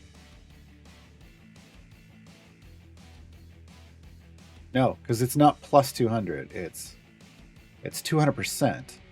That's multiplying 200% and 400%. Those are multiplicative. If it was a flat number, if it was like, God, I don't even know what a flat number would be for this, but like if it was like, hey, it increases Diana's attack speed by 1, and then this increases Diana's attack speed by 2, those would be additive. But when it's percents, it's multiplicative. Unless it states otherwise. We're just trying to farm up some gold here because 13 is the split. 13 is our next area. If we can have a little banked gold when we lose our champions, that'd be good. That'd be great.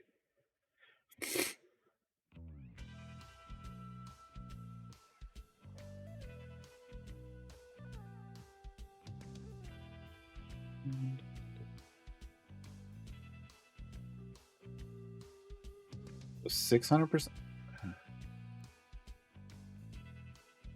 200% and 400% additively would be 600%, but when it's a multiplier, that's not how that works. That's not how you multiply percentages. 200% is 3x. That means you're multiplying something by 3. 400% means you're multiplying something by 5, so what you're getting with both of them is a 15x.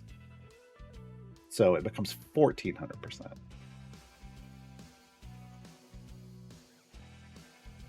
Becomes 1400%. So remember, you're multiplying it times a base value. Some other base value. If I got that horribly wrong, it's because I don't like doing math on stream. Somebody in chat can correct me, but it should become a 15x multiplier.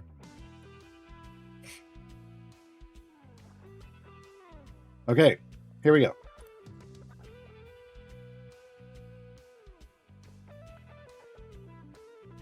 Oh god. 32 health. No, we gotta go back. Gotta go back into this. Is why you just want a 5-person shove it, but here's the problem. I don't like our options here. Jamila wouldn't give us anything, and I wouldn't want to keep her. Minsk is going to give us a randomness. What was it? It was Faye over here? No, it's rabbits and Faye. Okay, so beasts and Faye. Okay. Oh no, I don't like that. Beasts and Fae. So beasts.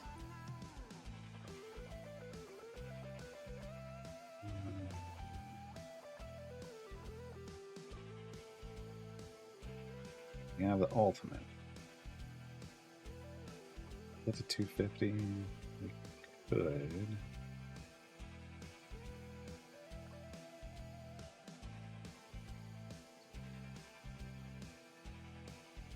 E34. All right, so 5 is, yeah, 5 is probably, just starting this off with these 5 is probably a good idea. So let me update.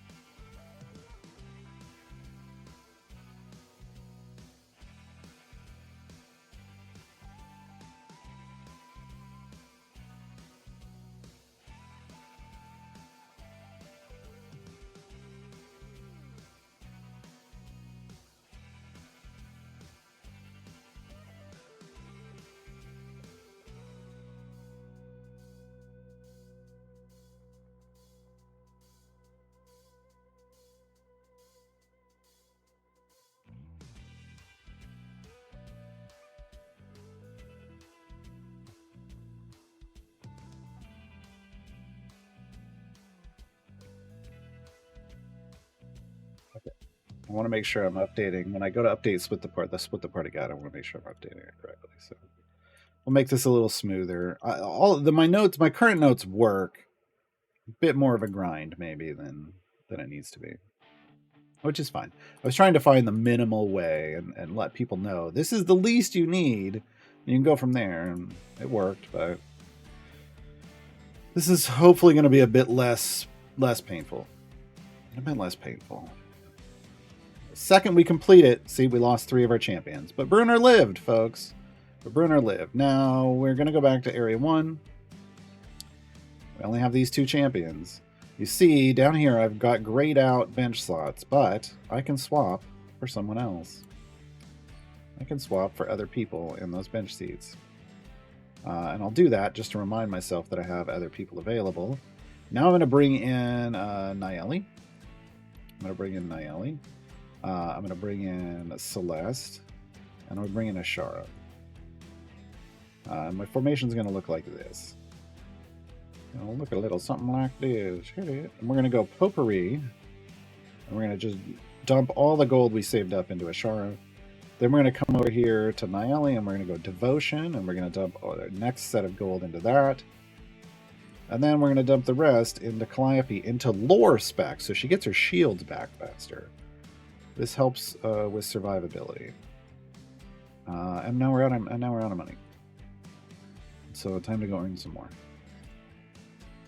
Time to go earn some more. All right, and we're going to focus a little bit on survivability. Still going to go for efficient upgrades, which means we want upgrades that are going to boost the whole party. We don't want to take anything that's just selfishly for a non-DPS champion. Our DPS is Ashara here, so we don't care about Minsk's damage, but we want his damage all champions at 310. So he needs to have 60 levels in his parentheses down here banked. Calliope 525. Yeah, we can get to that really easily. Brunner's he needs 100 levels. That's kind of how he works. Boom. Next one will be Nayeli. Okay, so we're wrecking this screen. Here's the tree. Tree blight. Oh god. What's his health? E39. We're not doing that much damage, so we're immediately going to back off. Oh, wow. That escalated quickly. Escalated quickly. We were at E37, and the health on the area was E34, and suddenly the boss jumps from up to E39. This is why we wanted Ashara for multi-hits, is to get through this boss, because he's just going to smack us over and over and over again.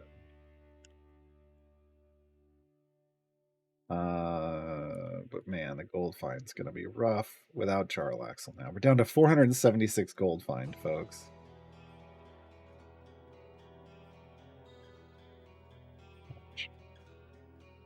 Ouch. You know what? We're gonna pop another thing. We're up to 1628. That's better. That's a more aggressive curve. That's more reminiscent of what we have with Charlaxle. We need E39. I'm also going to pop a 5-minute. We're going to get 5 minutes of some pretty aggressive gold farming. In fact, I'll even pop a 5-minute speed to get it even quicker. Just to make the process quicker.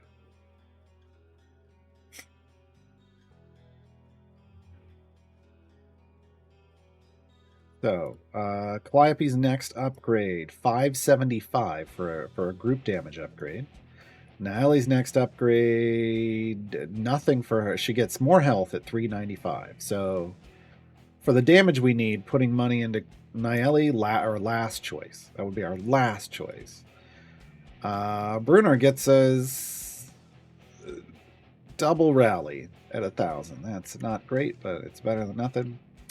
Every Ashar upgrade we want, because she's our damage dealer. Minsk's favored enemies at 375, but the plant isn't a favored enemy, so none of this matters for Minsk. Minsk also at the bottom of the barrel for getting upgrades. That's kind of problematic. This is why I wasn't sure if I wanted 5 champions in. We could have gotten rid of Minsk. We could have replaced him with someone else. Like, Hitch would be a better buffer here. I really kind of wanted Hitch in, but if I put Hitch in, I'm going to lose 4 champions at the reset. I guess it's not horrible. You can make that choice.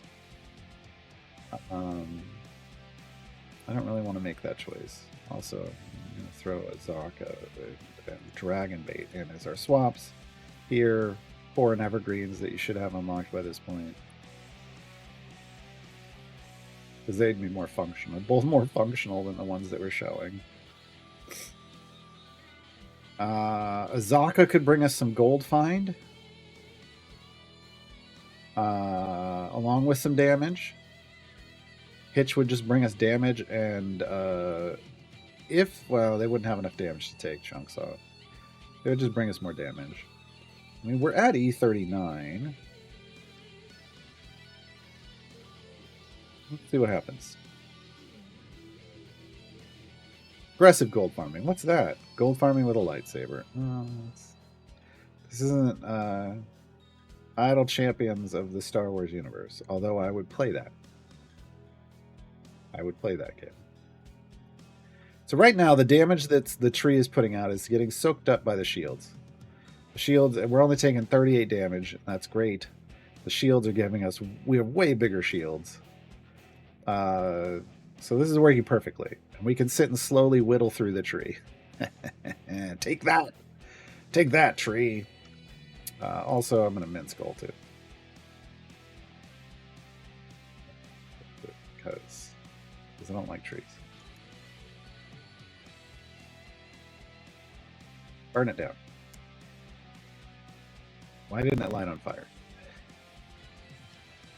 Why didn't it light on fire? All right. This is great. This is great. I love it. You love to see it. Where's my boss bag? There it is. Okay. Now we get back to some normal farming. Oh god, they've got E40 health. What was I saying about normal farming? That's okay. That's okay. Our damage is going to ramp up here. This is why we put Naeli in Devotion spec. So Naeli has a bunch of health and can actually tank things. That is her tanking spec. Look at that gold we're getting. Look at the gold. The gold multipliers went way up on that split.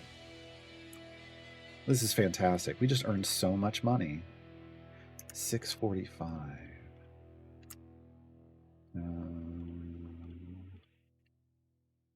None of that really helped, but we were trying to get to something. 450 for him. Wow, that's ways up.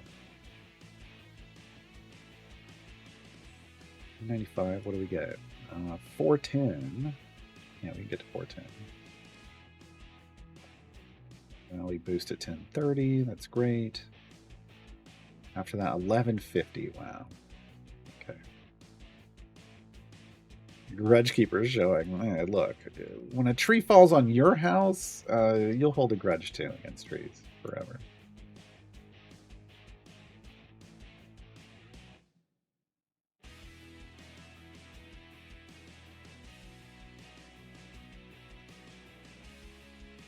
I used all the potions I had here because this mission was one of the hardest I had faced by then, and that is what they're there for, right?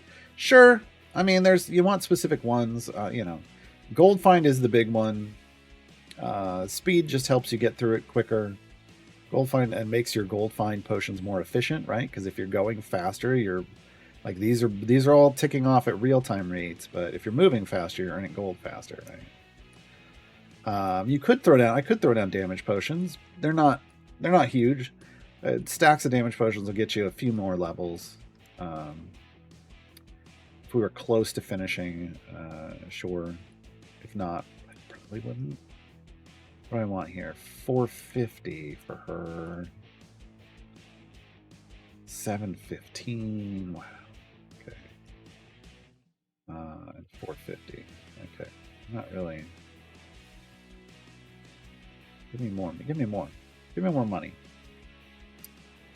Baby, I got your money. I said, hey. Wait, no. 27 is the next split. We got about 10 areas to go. We got about 10 areas to go. When does the point payout? When split the party ends completely. When we get through the final split is at 37. We will know if Bruner lived or died because I'm doing it for the whole thing, not for each split. Not for each split.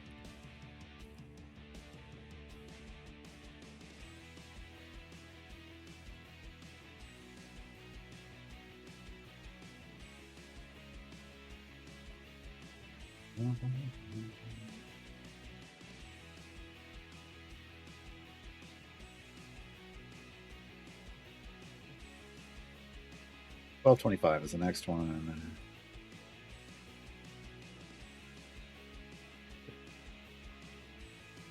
This matters.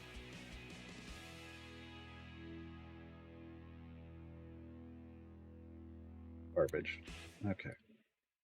This is not ideal, but we're taking very little damage. The one thing they didn't scale up. They scaled up the health, but they didn't necessarily scale up the damage. We're still taking area 18 damage, so we can be very survivable here. Hail Hydrate.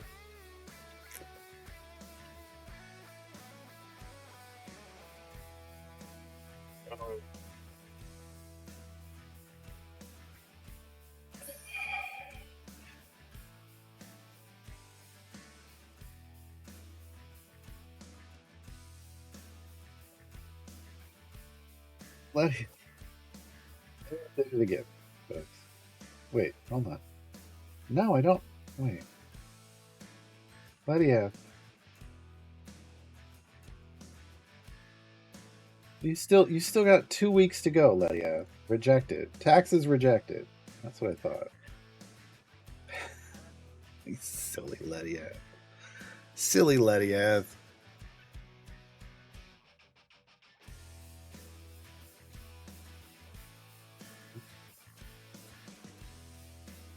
This is one of those situations where either we're waiting for gold or we're adding another champion. I don't like going to 6 because we'd lose 4. At that point, you might as well. No. Yeah, because 6 is 4, 7 is 5. Yeah. And the next champion I would probably want to add here would be, well, I would either add Hitch or I would add Azaka. Azaka would give us gold find. Hitch would just give us pure power.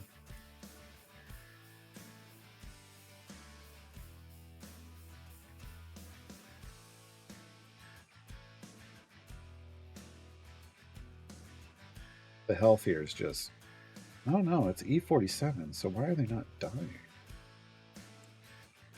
Okay, now they're.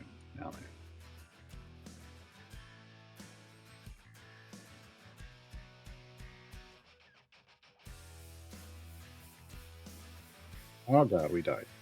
We actually took too much damage. Wow, I didn't think that was going to happen. Honestly. Okay. Okay. What do we got to do? We got to add another champion. We got to add another champion. Feels like.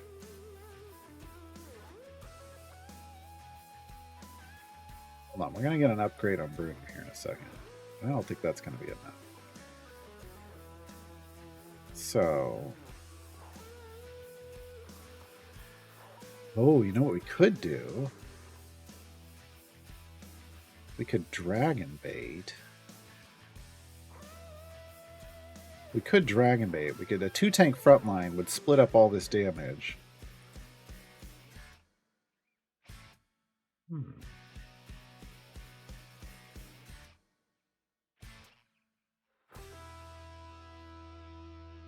Hmm. We'll see.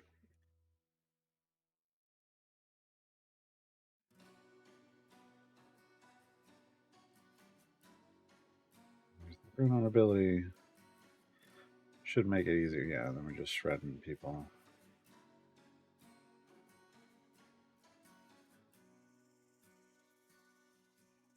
Can we full screen clear though?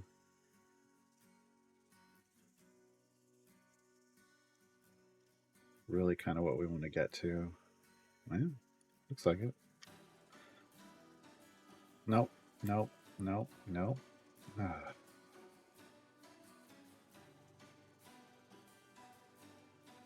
I need to move Niale up again if we want to add another champion.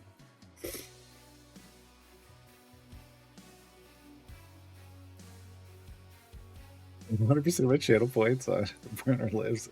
It's fair. It's fair. Hold on, we'll go back.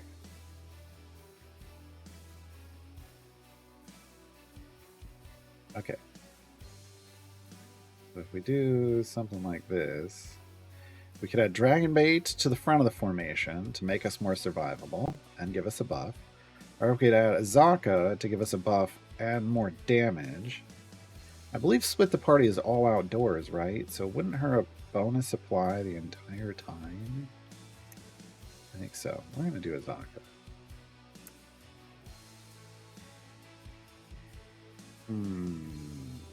We're going to resist the curse.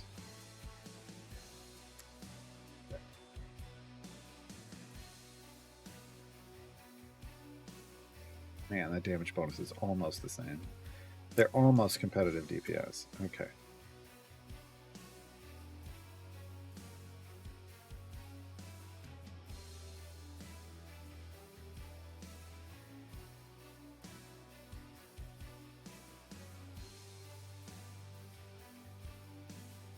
So we're getting a damage bonus and we're getting gold find. We're up to over 5,000% gold. Great.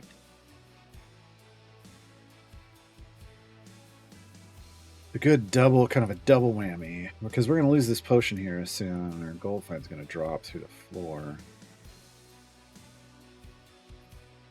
410.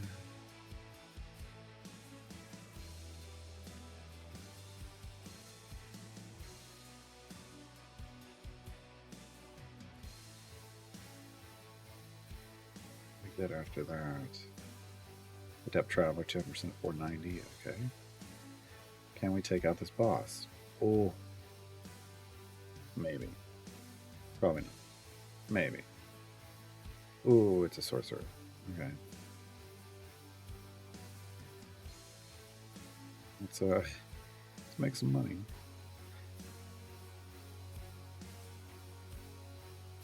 We gotta sit here trying to kill it. We may as well make some money. Oh, more damage on Azaka. More damage on Azaka.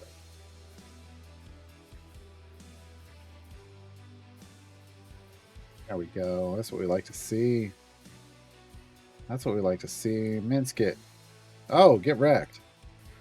Boo just took his eyes right out. Took his eyes right out. Woo. Jeez, Boo.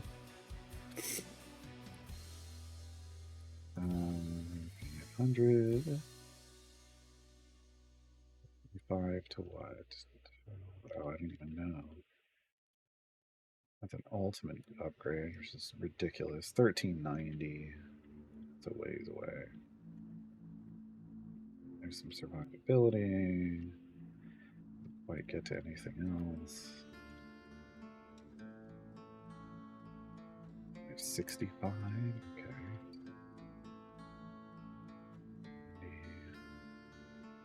15. Perfect. 50. He's real close. He's real close. Let's go to the next level.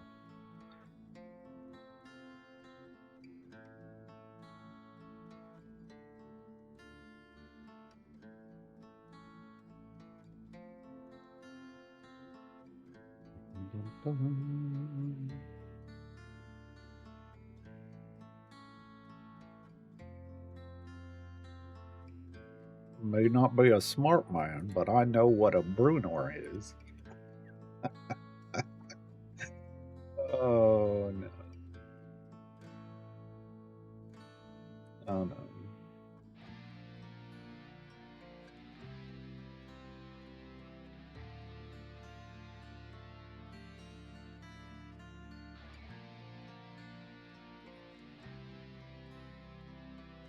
So Ravenous, they have a version that's like that. It's Minsk in a Boo Kigurumi, and then Boo is dressed up as Minsk on his shoulder. It's the closest we have to that. I have it on my main account. It's great. It's great.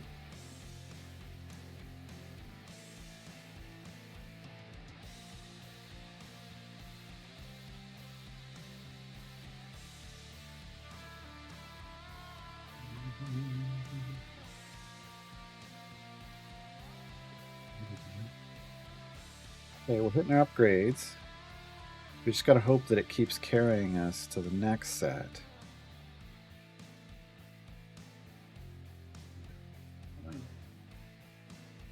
I don't know. We got a ways to go. We got to get to 27. We're going to have to add more people? 6 is the most I've ever put in for this. 7 would mean we lose 5 people.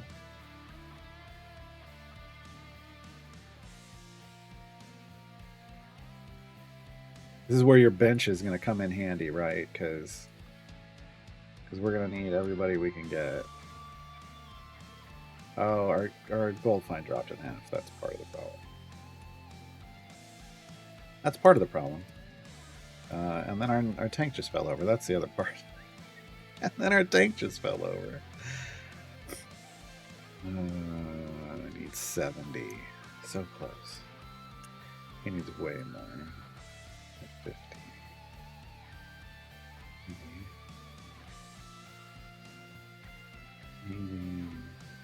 960. Oh, we're so close.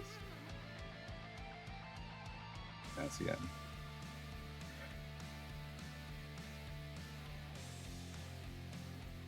Knock enemies past your tank line? Do they walk off the back of the screen and ruin the level? Or do they just sit there?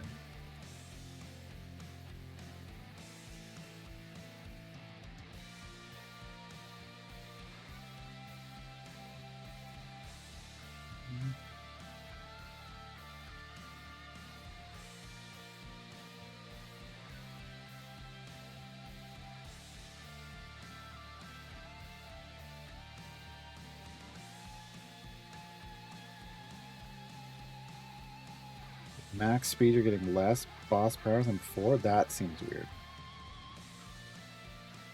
That does seem weird.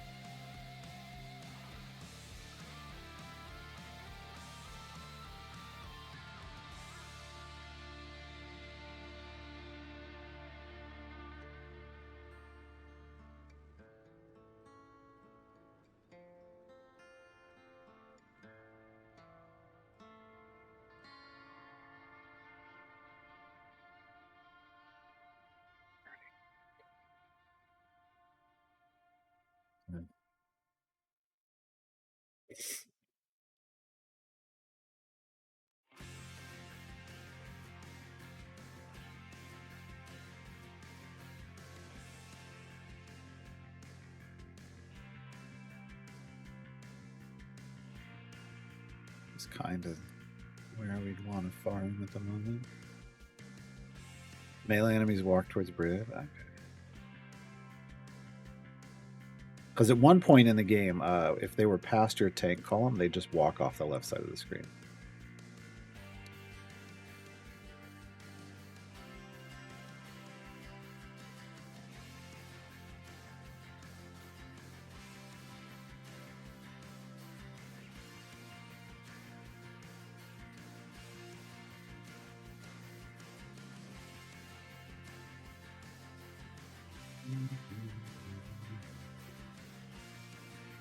Let's try 24. Remember, every time we can step forward a level, the gold is going up a lot. I know the health is too, but the gold's increasing very quickly.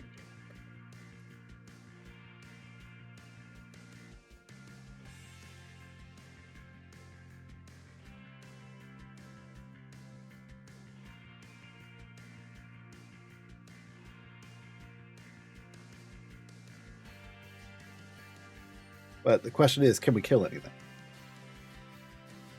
Even we can't. We have a Zaka, and we can ultimate in this, or we can get a lot of money without having to kill anything. Potentially. Can I get her to here? That'd be great. Yes, I can. Yeah.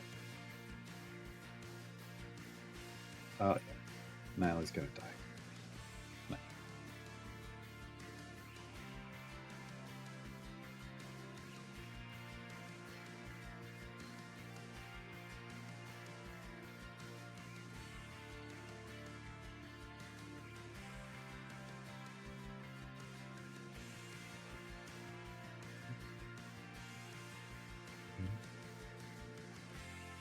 Boom. Boom. Got way more damage.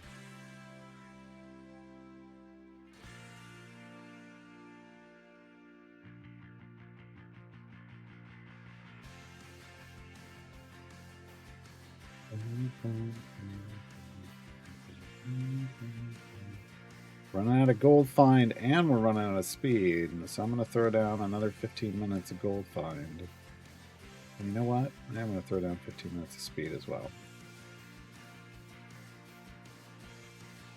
Just trying to power through this a bit. There's some kills. There's some kills. He's 730. 130, excuse me. Okay, 1100 after that.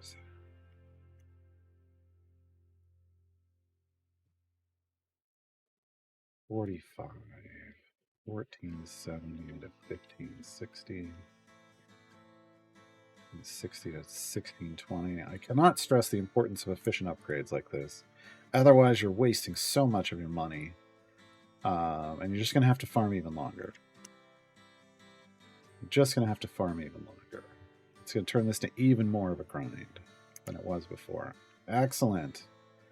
We cleared the screen. Good.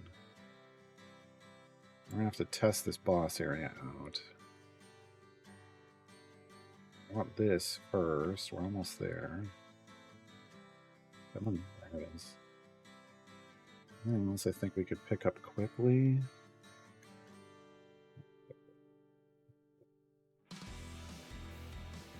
Yeah, nothing else quickly. Alright, let's test the boss.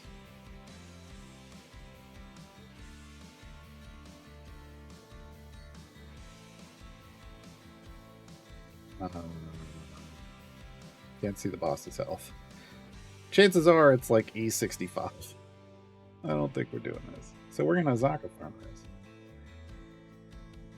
So when we put Zaka and resist the curse, she summons these tigers. The tigers bully the enemies for their lunch money, and we can gain a gold on a level that we're not able to complete yet.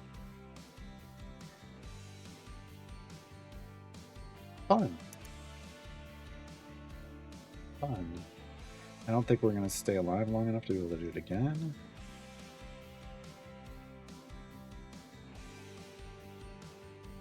We'll see. If we can, I will.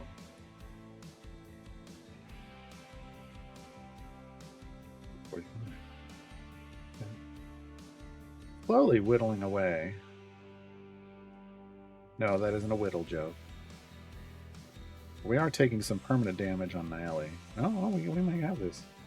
Minsk would probably destroy this right now.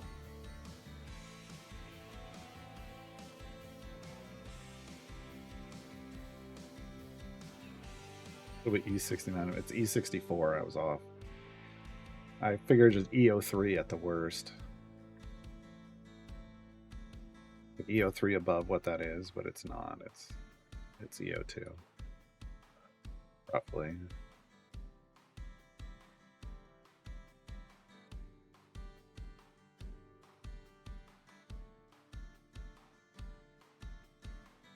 Okay, good. We made it through it. But can we do anything here?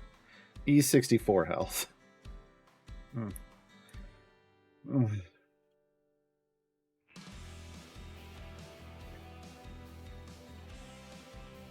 690? Nice. I don't know. We're gonna Zaka Farm for some gold. Zaka Farm on cooldown. Basically. Look at all that gold we just picked up. Got 40 levels worth of upgrades into Ashara. Nice.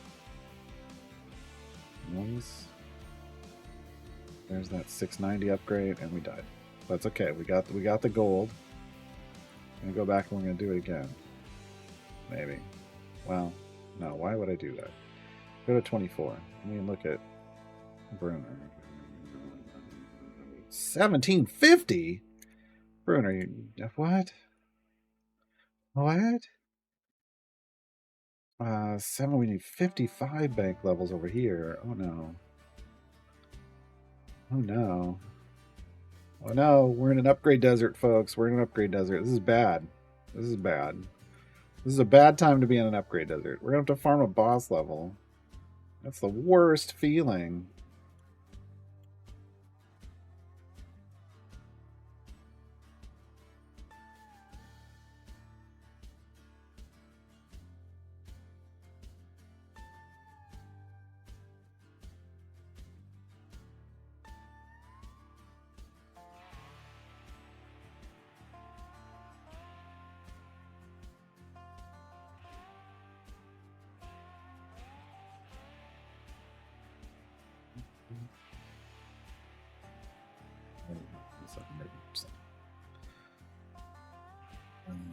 She's 100.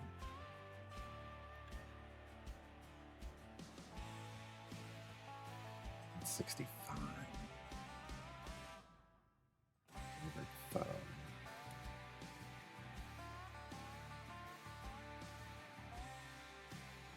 Yeah. I think in this split, I think this is an argument to add even more. 6 is the most I've ever had, but 7's feeling like it would be easier. Wino Jarlaxle? J-Frog, what am I doing? Answer your own question. What's the adventure here?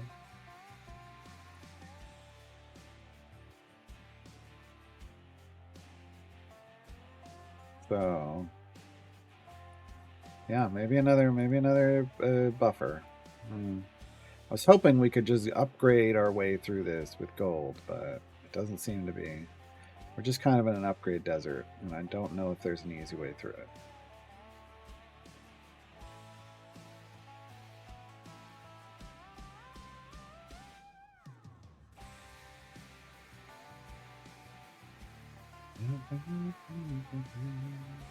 Yeah, we just can't get to the E64 damage we need before Nile gets overwhelmed.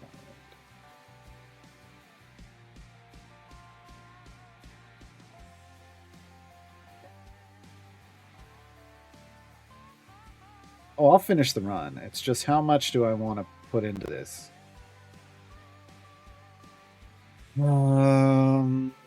Hitch would be straight buffer. We're going straight buffer. Michael buffer.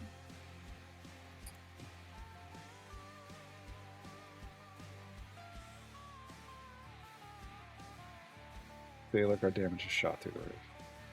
So, okay. So second split. Myoli. Ronan. Myope. Bones. Bronco. Hitch.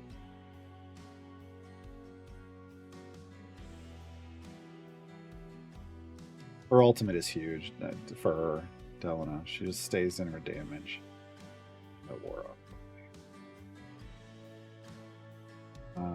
But Sanguine Hunger will help.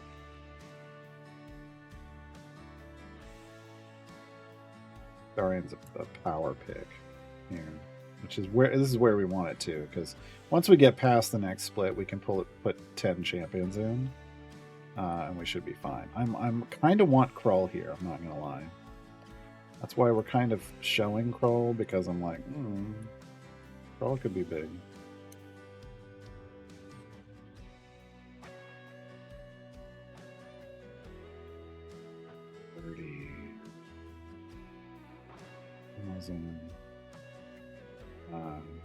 There's also a chance that we could soft cap our champions. Of not where we are now, but because of the gold scaling here, there's a solid chance on Split the Party 2 that you could soft cap. You're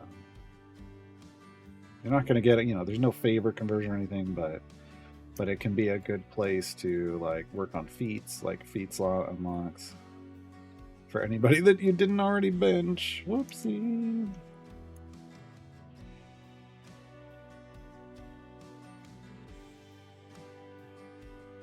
There it is.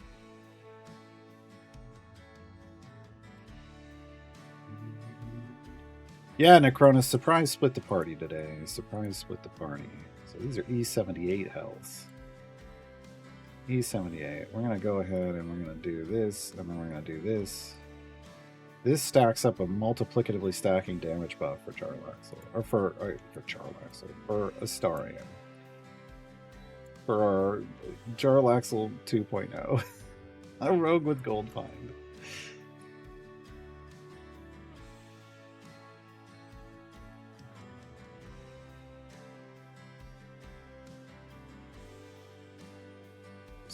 Okay. Ridiculous upgrade areas. Oh, they went our speed potion. Okay. Normal progress now.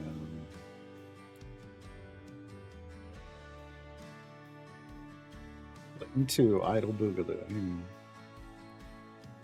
There one more call. Oh, I might have to move her forward one more because of technically she's in the front, but she's not. Is she? Is she?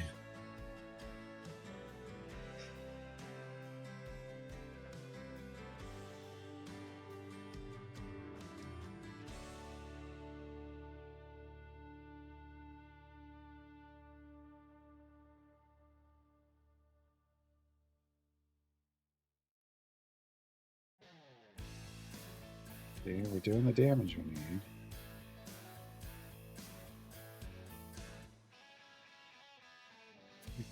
There we go. Here we go. Here we go. Here we go.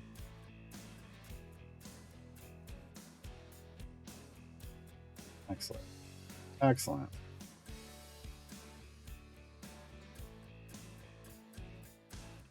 Because of our amazing gold find, I'm not worried about upgrading efficiently at the moment.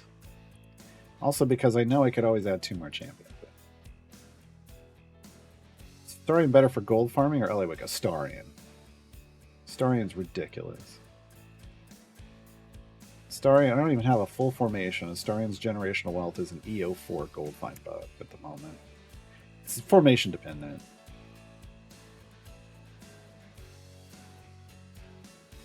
I do have thief spec, and I only have 1 gold find champion in the formation, so it's not even getting a great bonus from thief spec. But if you trigger a lot of thief spec, it's even better.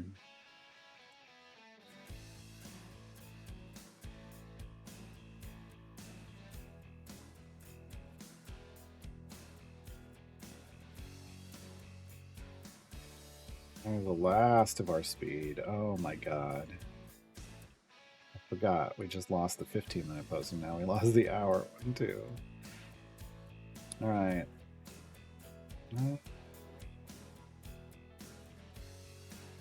Not bad, not bad.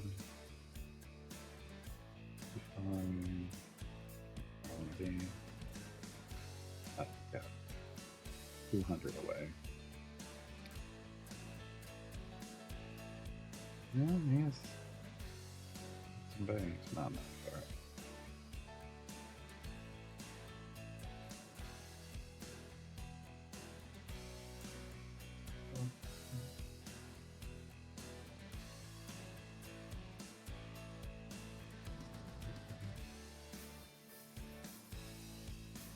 E87. All right.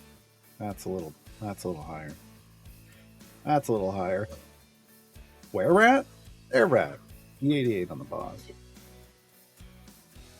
He's going to send us back to the future.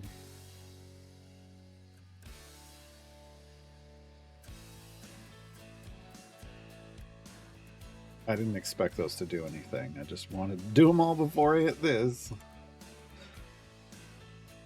Welcome to Chadsy Bommel. Okay, you're doing some damage to the regular enemies, not so much the boss. We don't have any shielders anymore. That's problematic. Hey, there's a damage buff.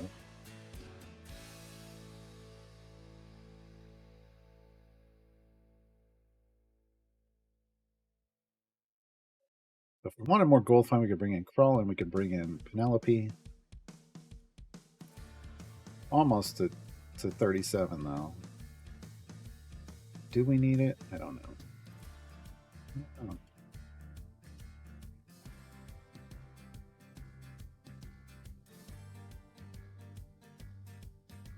Multiplicatively stacking bonus going. Nice. There it goes. There it goes. That's what we like to see. And we're going to just get wrecked here. E89 health. E89 health. Do we have any gems? We do.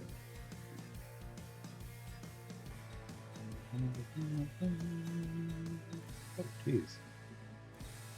Okay, silver chests. Gold chest. Nothing. Great. Did get some green. Yeah, you know what? Use them here for the gold. Use them here for the gold. Why not?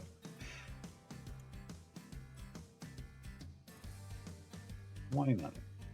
In fact, I got these purple ones. We're not using the blues. We're saving those. Ooh, come on. And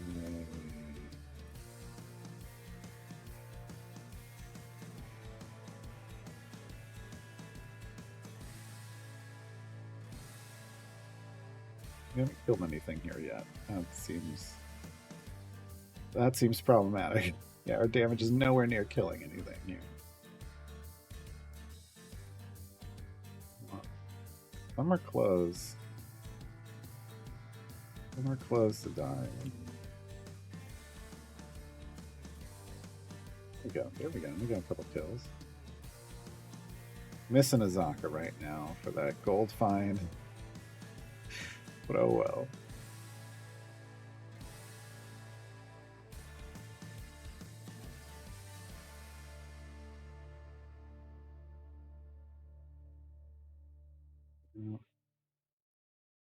Yeah, we want to stay on this level because 37's the next one. 37's the next one. And we're not going to have the damage. We don't even have the damage to get by this level. We're not going to have the damage to get by 37 at the moment. So we want to get a bit more. Well, here's another upgrade. We want to be able to clear this a bit better. That one just got an upgrade done. Maybe that'll help. Maybe that'll help. Man, who are some other good Bud champions? I mean, DPS champions are. I don't know what that means. I don't know what that question means. I play Zell and Shadowheart currently. Well, those are. One of those is a DPS support. One's a support. Let me punch at you 10 to 20 higher than my average DPS. I think it's well.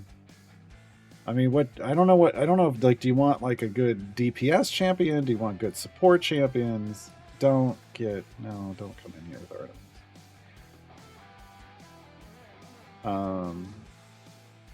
I mean, there's a lot of good champions, and it depends on where you're using them and what you're trying to get out of them. If you're trying to build around absolute adversaries, like if you like Lae'zel and Shadowheart already, then Astarion is going to be, add Astarion to your party. You could potentially add Will. Will's a bit more finicky, but he has some serious buffage. Gale, these are the solidest absolute adversaries. Karlach, I like to run Karlach DPS. I don't think the Dark Urge is that great a DPS. I think he's about an average DPS. So I like to run Karlach DPS. But yeah, grabbing more of the absolute adversaries could be useful to you. Otherwise, there are just a lot of solid, buffing champs and pushing champs and tanking champs, and there's a list. There's a long list. I can't get into all of them here because I'm on a new account. But yeah, you kind of got to look at your formation and you're figure out well, who are your weakest buffers, and then who would you potentially what slots, who's in there, who could potentially be in their slot, and who could be in the slots you're not using that could replace them. I don't have access to that information for you. Yeah, the Dark Urge is like the Dungeon Master. He's the DPS version of the Dungeon Master. He can be used everywhere. That is his strength. That doesn't mean he's strong.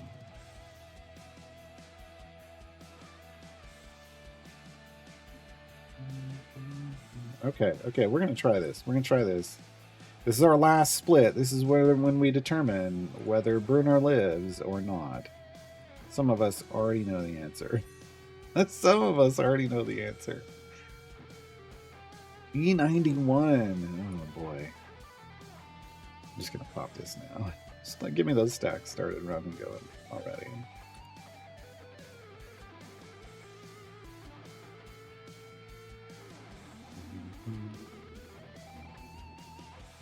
Again, this slowdown, we could have breezed right through this if we'd added 2 more champions. It'd be fine. It would have been fine.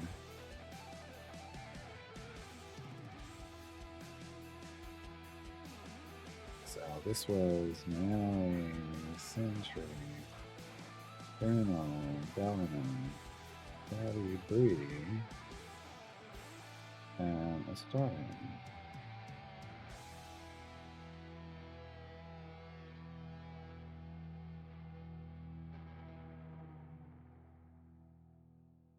In past versions of this, I limited myself to only we would have had Tyrell in instead of Astarion. We wouldn't have put Kelly Bree in. We would have used somebody else.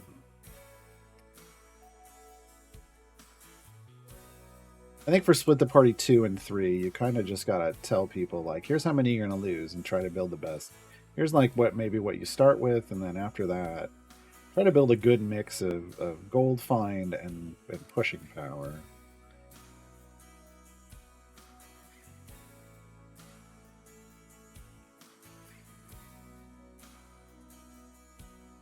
Oh, get wrecked. Okay, Brunner lives, folks. Brunner lives. Some of us knew this was coming. Brunner always lives. If you use Brunner right, there's the payout, folks. If you use Brunner right, Brunner always lives. 11 people bet against Brunner. Wow. I mean, you're just going to have to live with that, I guess. For the rest of your life. All right. Let's do our final formation. It's the final countdown. Egbert's so derpy. Egbert's so derpy. I love you, Egbert, but you're derpy. You derpy. All right, let's go Regis. We want to add people that are gonna be a buff with this limited kind of formation. Niali stuck around. I was kind of hoping she wouldn't. So that limits where we can place our damage dealer. We're gonna go Karlach and Berserk. We're gonna do Briv and go with the flow just because. Just survivability to the max.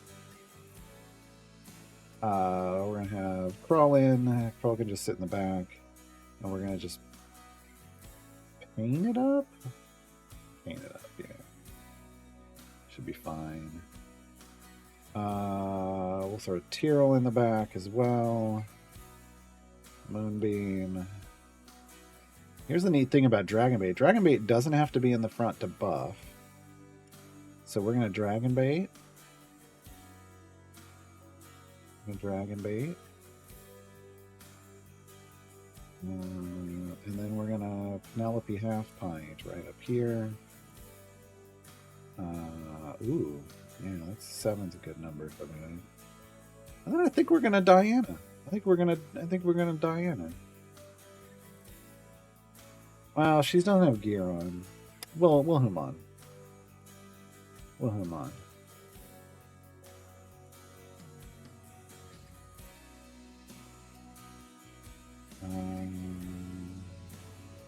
What's going on? Where's the other? Oh. Cool. Okay. Boom. Full formation. Full formation.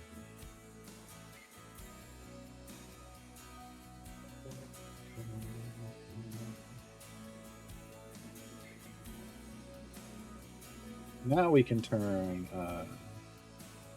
auto progress on and leave it that way because we shouldn't run into any issues from this point on.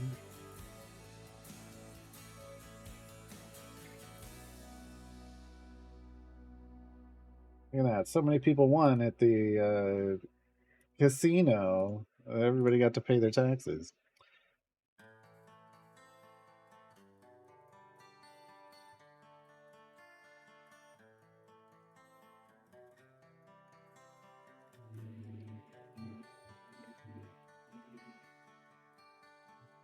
All right.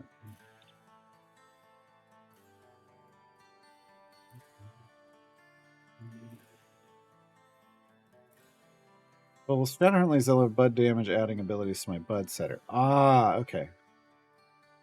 Wait, no.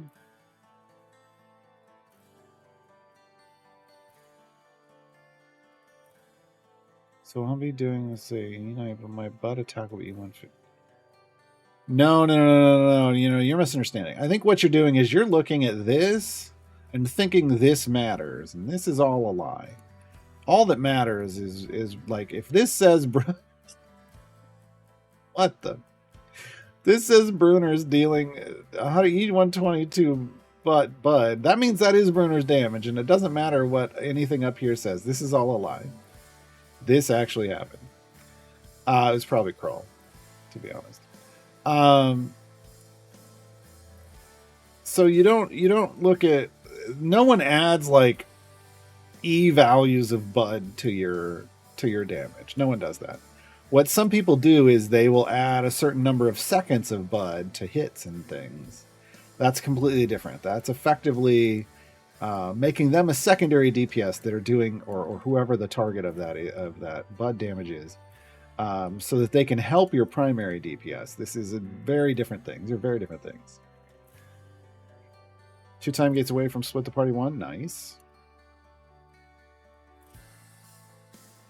So no one adds like flat value to your bud. It's just everybody has buffs to damage and then or debuffs, and that translates into a higher bud value for whoever your DPS is. Why is it Bruenor? What did I do wrong here? Is it? I don't know what's going on. It's hilarious though. I'm here for it. There's issues with bud.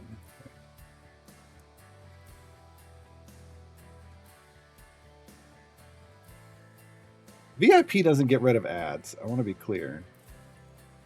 It shouldn't, at least. That's subs. Subs get rid of ads.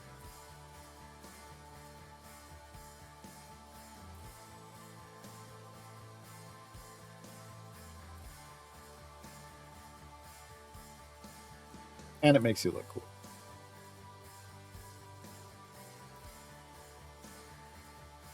Yeah. Bruner is the Gloria Gaynor of Idle Champions. We'll survive.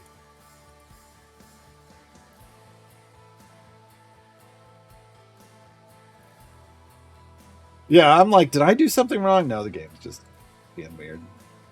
Game's just being weird.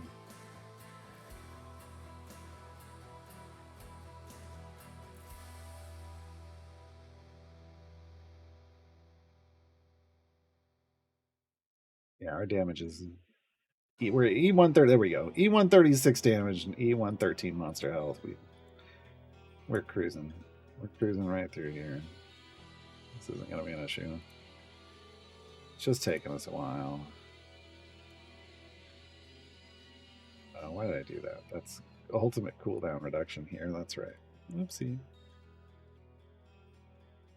Oopsie.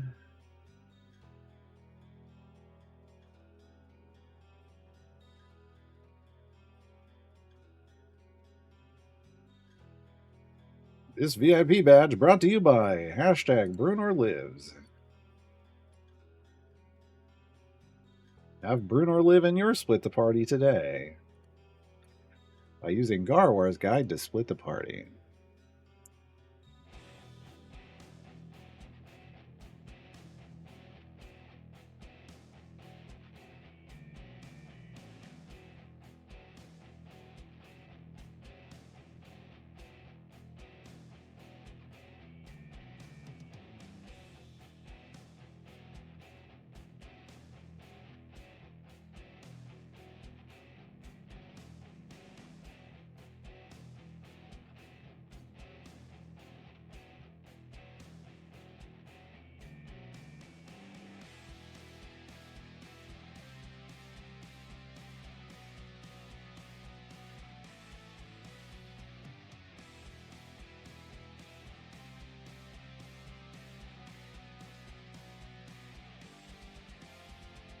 Dinosaurs resolve on your ghost. You don't even have to split the party yet. I mean, yeah, that's you can do that. You don't have to have them in a specific order.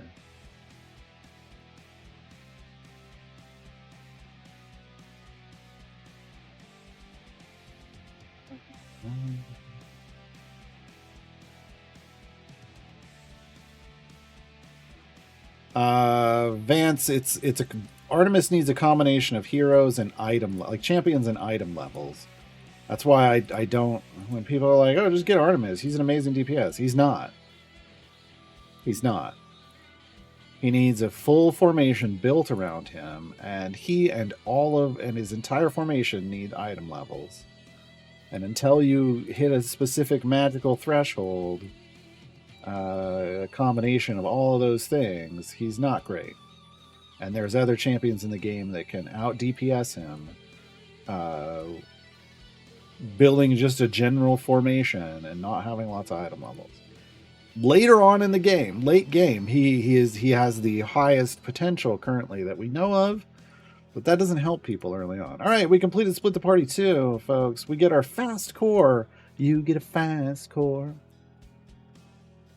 All right. Yeah, that's what we wanted. And we wanted the fast core. We get another background party. Don't care.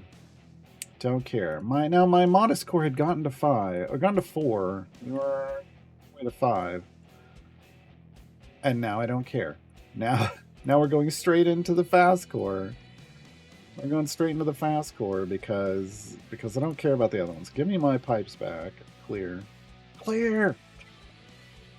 We may do something with the background party, but we'll look at that in a bit. Okay, so we want this, and then we're just gonna pipe this out like this, and boom. We have no automation now. None. None. This is level 1. We gotta level up 3 levels before we can. That did not save, didn't it? It did not. Why did you not save? Save. There we go. Okay. Now back to regularly scheduled programming. We did a time gate just so we could get split the party. So let's go finish that time gate.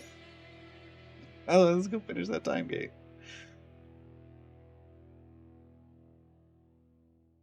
Oh. What do we get over here? Complete the split the party too. I got a modron chest. Oh, I'll take that. What a decent reward for completing a quest. What is this? Idle champion? Alright. We want to just click damage. And we want to... I guess we're going to need a combination of gold find and go fast juice. Yeah, I don't have the favor to just... Speed right away in this economy? No, it doesn't work. It doesn't work. Right.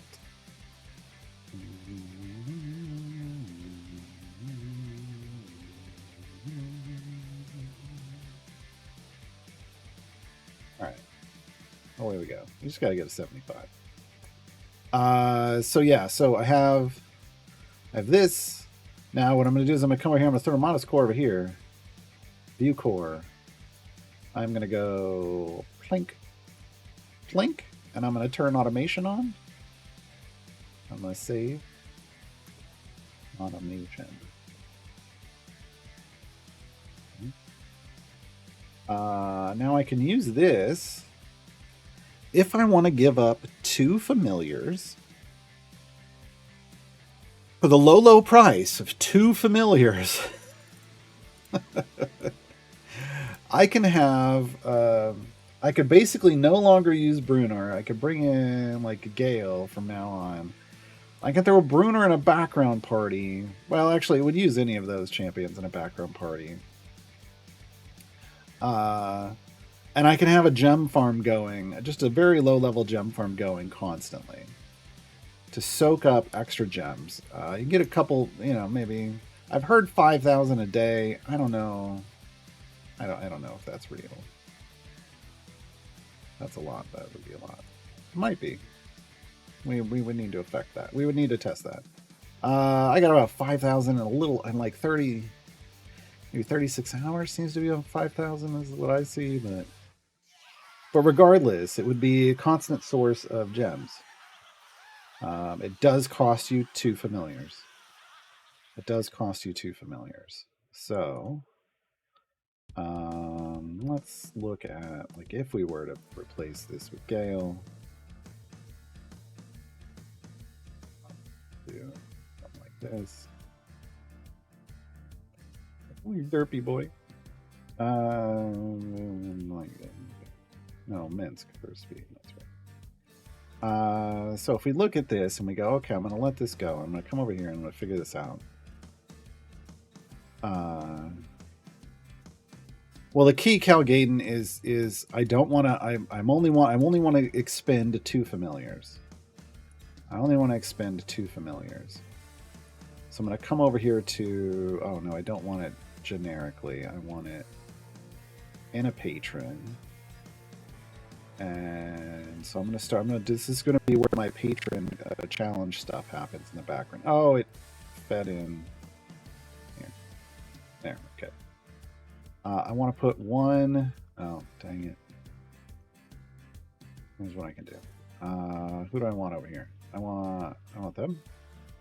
Bring them over here, and I want the mage hand. No, I don't. Yes, I do. Give me a hand over here, would you? And I want to put one here, and I want to put one here. Now, I guess I could go Archon. And then I could say, oh no, this is not what we're doing. We need Dritzt at the moment for reasons. Crap, I don't think we can do Dritzt. Dritzt is going to have to be overnight. We could throw Archon in here, and then save this as background gem farm.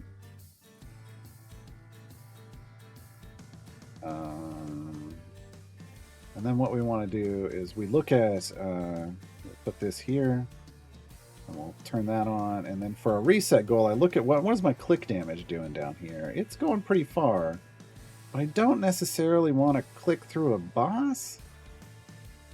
Do I? Is Terror in the Dark have a hit-based boss? Turn in the Dark shouldn't have any hit-based anything. So yeah, I can run this up a while. So you know what? I'm going to make it 69. This is going to be a nice gem farm. I'm going to go change the name. Nice gem farm. Because I'm a child. And then I'm gonna go back over here. And so now what's gonna happen is we'll see if the progress stops. If the progress stops, then Archon is causing problems, and we want to put Bruner in. Like after a reset. It should progress just using the click damage calculation offline, and since there's there won't be any champions in the formation. We'll see if that screws things up. He won't. He will never enter the battlefield. That's why I said I don't know if Archon's going to work. I think we want to have Bruner in. But I don't know if it matters. We're going to find out. I have not tested this. So this is me testing this. But this will outrageously slowly level this core up in the background. Outrageously slowly. I'll get a couple thousand levels a day. That's better than 0. And I'll get a couple thousand levels worth of gem progress every day. I'll also get some Mert challenge progress. But my main goal right now is just to level up the fast core. That's what I want more than anything else. It's just going to be slow because now I've lost all of my damage bonuses, all of my gold find bonuses from that core. And I'm in a time gate where I don't have a lot of favor. So this is just going to be slow. It's going to be slow.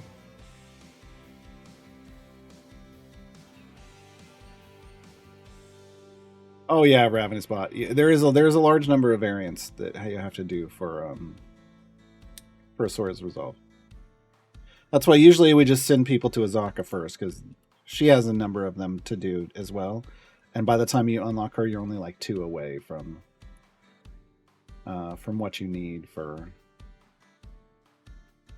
God, what was I going to say? What you need for Dragon Bait.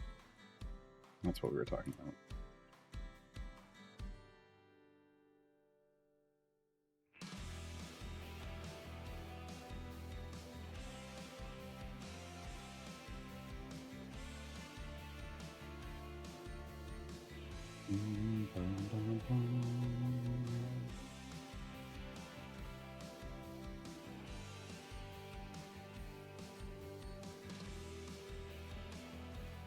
I could set the reset hour lower to test it, but I like the number.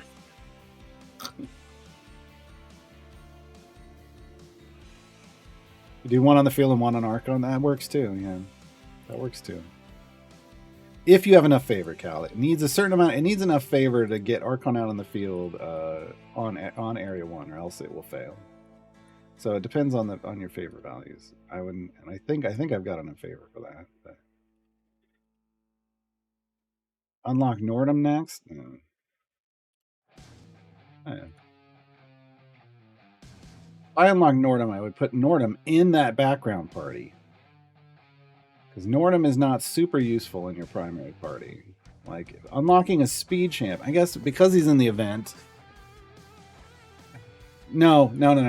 In an active party, Diana is better for leveling your Modron core than Nordum. So if I pick up Nordum, this does make Nordum a possibility. I could put him in the background party. He'd level up that background one the tiny 20% faster. That's what Nordum does. 20% faster. Why is Diana better? Because she's a speed champion.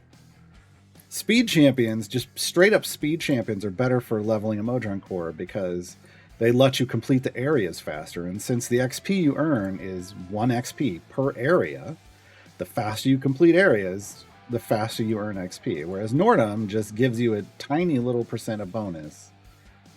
And that tiny little percent of bonus is not really Until you put a lot of item levels in Nordum, it's not a big deal. Whereas speed champions, just their speed effects are way better. They're way better. And unfortunately, now with Diana in Nordum's slot, it just highlights how bad Nordum is for leveling up Nordum. There'll be a couple people in the community that'll probably still use Nordum, and it's like a moat who has bajillion item levels on Nordum or something.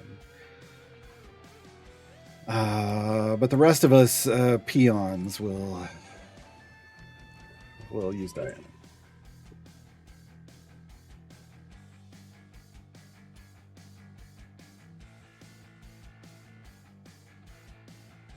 I hate that it doesn't upgrade anymore. I hate it. Why? I really got to ask about that.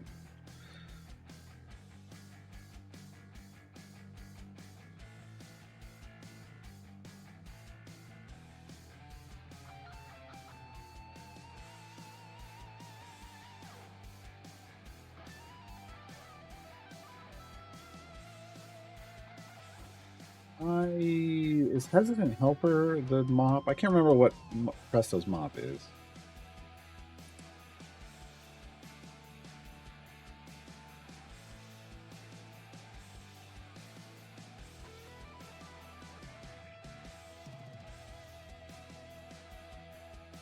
Diana, a good addition to the pushback group for Strahd and getting Dragon Bait.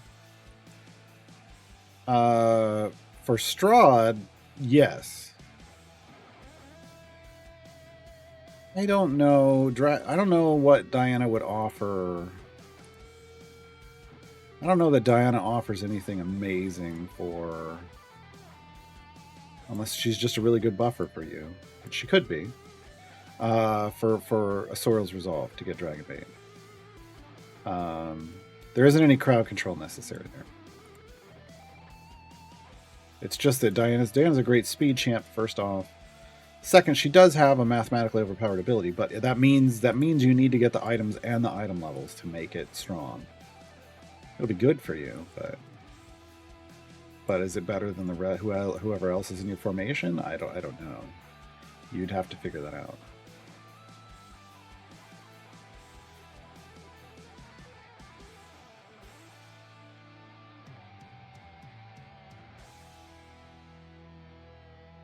Okay, so I have a modern component chest. Let's see what we got. Garbage. I don't even have to wait. Garbage. I mean, I'm rating them as if it's my main account. These are good for this account, but there's no cross pieces, and that's really what I want. Really what I want. I think those are fine for where I'm at, but not for where I want to be. Not for where I want to be.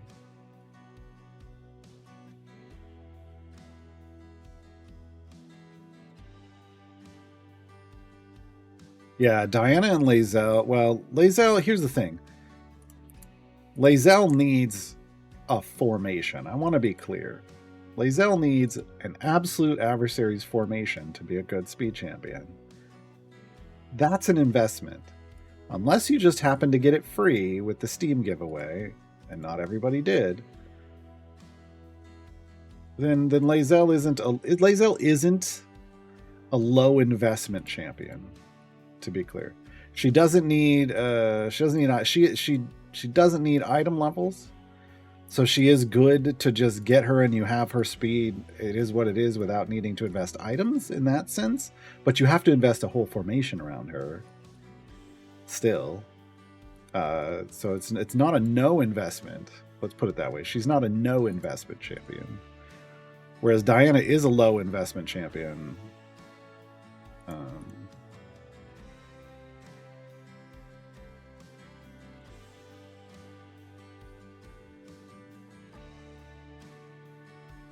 Kind of like Virgil. Virgil has both a high item investment, and he's better if you build a full formation around him. Whereas Lae'zel just doesn't have any item investment.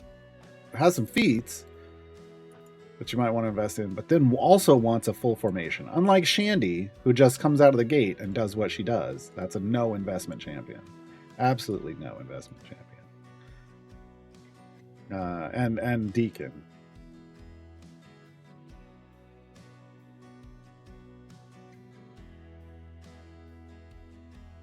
Not sure how I want to refer to Lae'zel yet. Medium investment? Because getting a formation is an investment.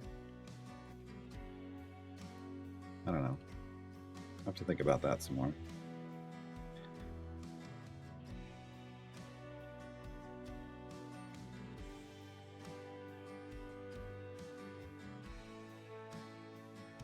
Yeah, if you got the giveaway pack, it's ridiculously fast out of the gate, and it negates the need to hunt a lot of, like, you wouldn't need a Human.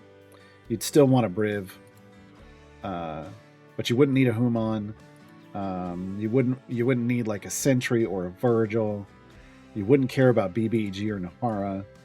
What you would care about is like Deacon and Whittle and Vi. Yeah.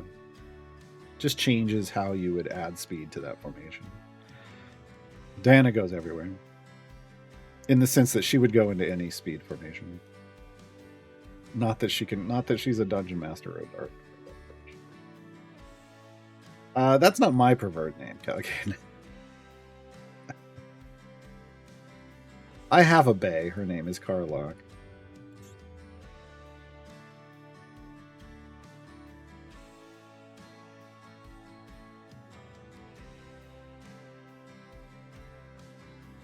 Hey, Niscus. Niscus, we split the party again. You missed it. We split the party again. Now I'm leveling my fast core. We have 35 whole XP. Whee! Whee!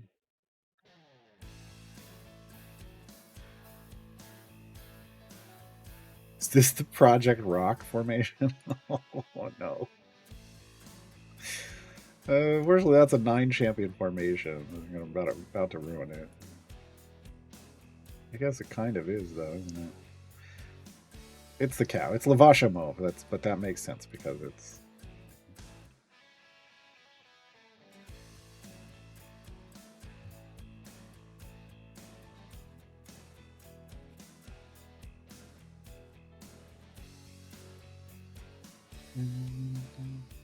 How much favorite do we have here?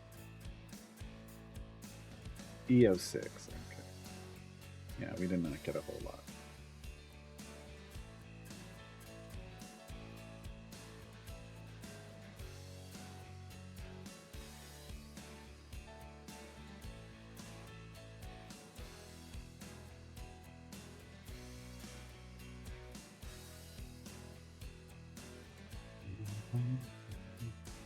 Hey, Harky.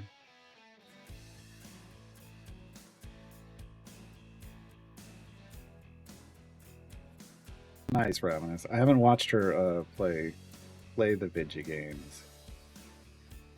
I don't know.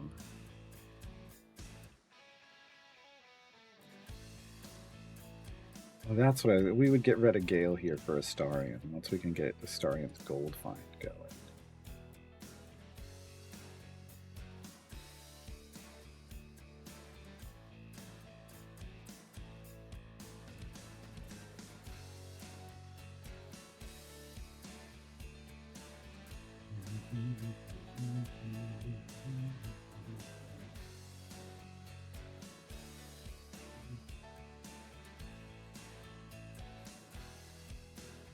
Yeah, I like this knockback.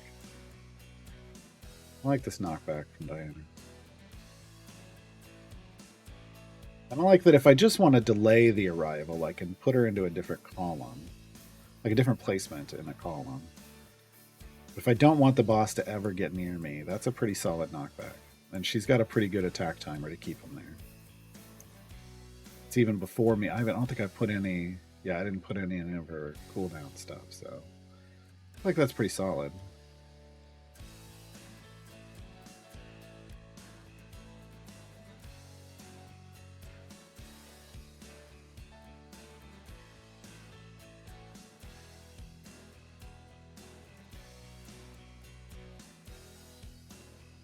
So I decided with the goblins because one of the tiefling children called her tab old.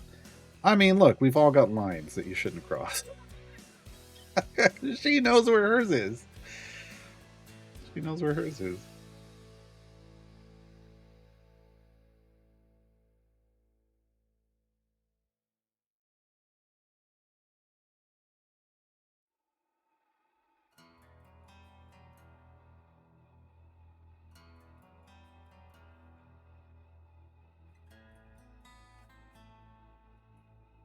I had a formation save, I didn't even use it. Oh, because I don't have any automation.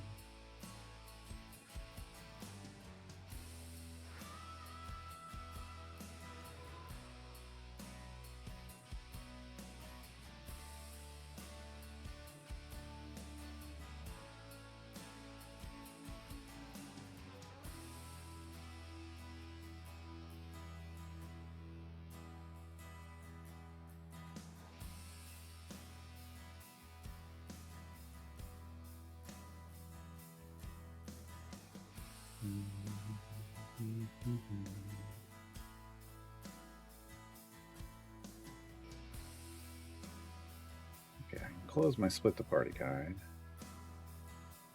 I do need to sit down and update that at some point. No.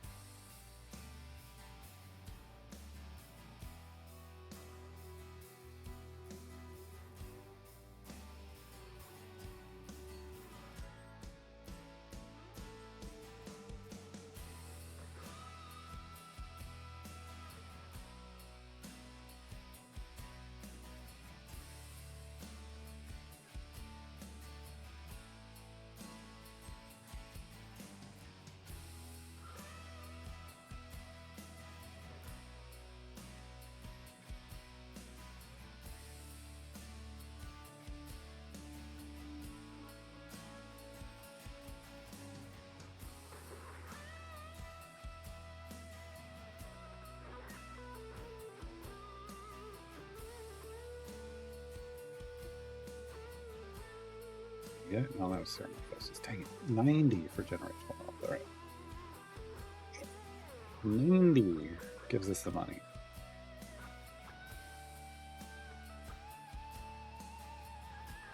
We have older champions memorized, like especially the core champions. I've played through the core champions so much. I know most of their stuff.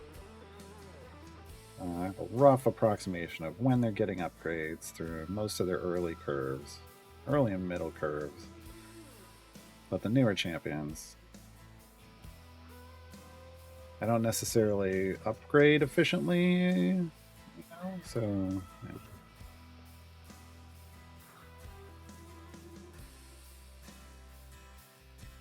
Oh no.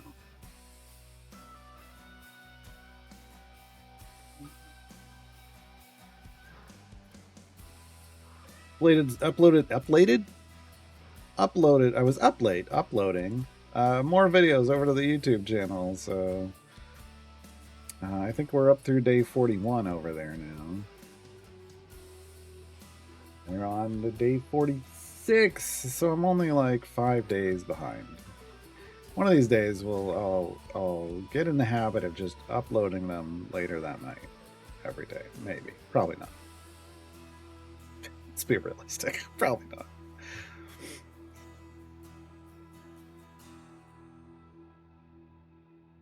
Increase the speed of her base attack by 100% from effect 1960. I don't know.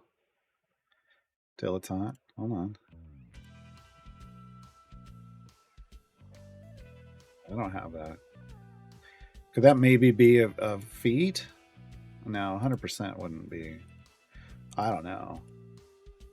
Who else is in your formation that could be, you know, generating that effect for her?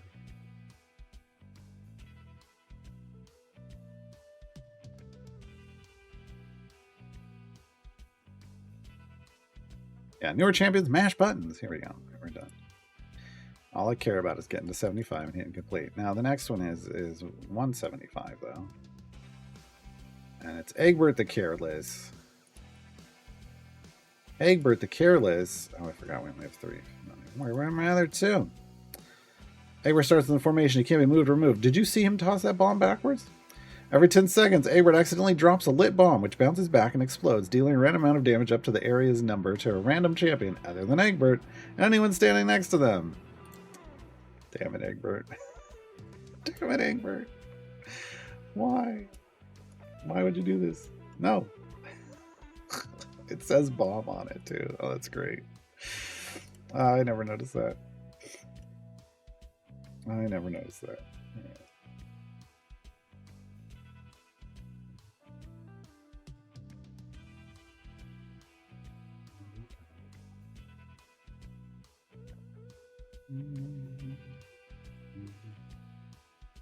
So we got to go 175 areas with this bomb dropping fool.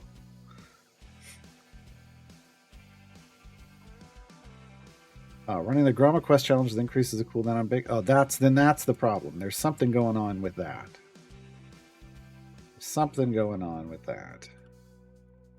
It's creating havoc. Not unlike our friend Egbert here.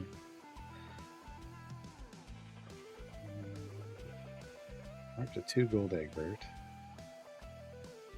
Why did I bring Briv in? I don't have it.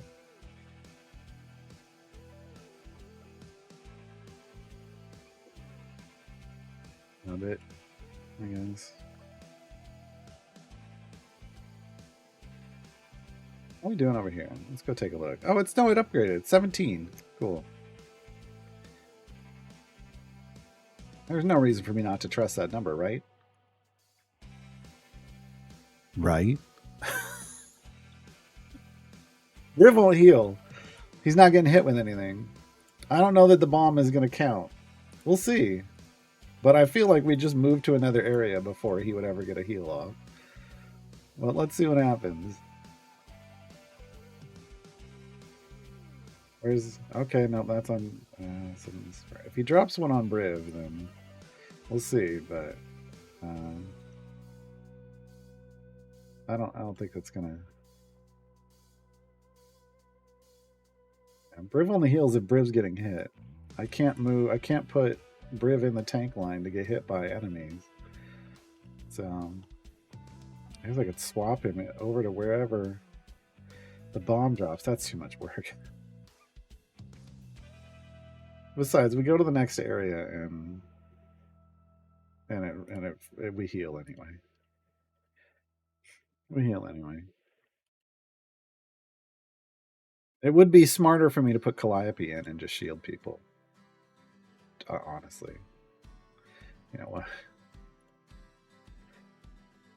Yeah, this is way smarter.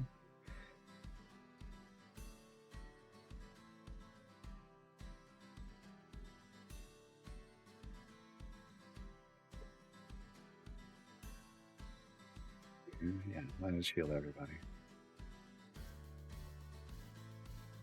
So they'll take damage from one of them.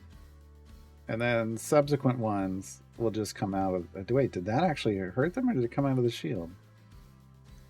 No, it came out of the shield. Okay. Subsequent ones will come out of the shield.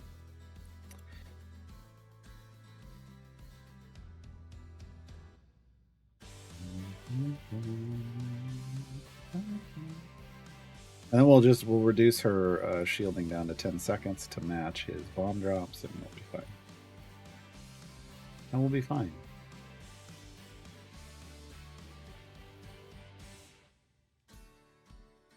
See? He took damage, instantly got a shield. Clappy's like, oh, you got hurt. Here, let me shield you. Spurt's like, after? It's like, I had a dental surgeon like that once. I had gotten a root, or gotten, yeah. Oh, I got all my wisdom teeth out. And I ended up with a dry socket. If you don't know what that is, you're lucky. I went into the surgeon. Went back to the surgeon, and he's like, "Oh yeah, well you just got some like stuff in there. We'll just clean it out, and you'll be fine. It'll heal back up." And so he gets out and then just digs around in my gums without any kind of painkillers, like no locals at all. Gets it finished. I'm just, white knuckle on the chair. And then he's done. He's like, all right, I got everything. That's the, and I put this here. It should heal right up. He's like, would you like a local now? And I'm like, in my head, I'm like, no, 5 minutes ago, now. So I'm like, no, I'm good now. This is why I don't like going to the dentist, folks. In case you're wondering.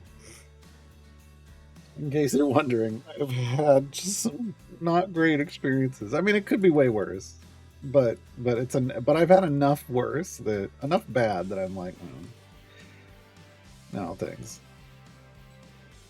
Dr. Roto Rooter, yeah. All right, there we go. College of Lore, we're good now.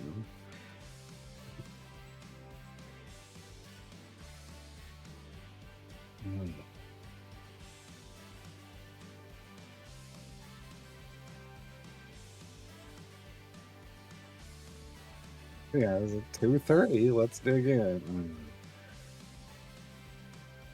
That's basically, that guy grew up watching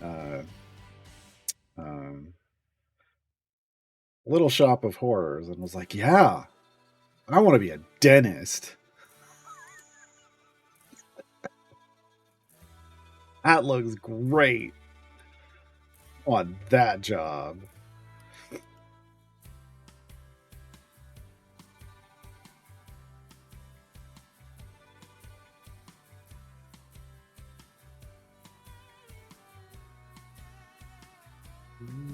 Necronis, we were on the same page there while you were typing that in.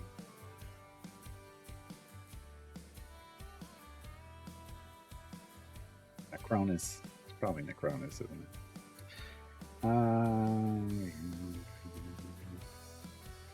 Wrong to pick up Jahira solely based on the Shakira song Hips Don't Lie because she sings Shakira, Shakira. My brain chases Jahira. I mean, no, I did the same thing. And in Idle Champions, we say it because her dips don't lie, like her DPS. We just pronounce DPS as if it were a word. As if it were a word. Because she's a solid DPS champion. She really is.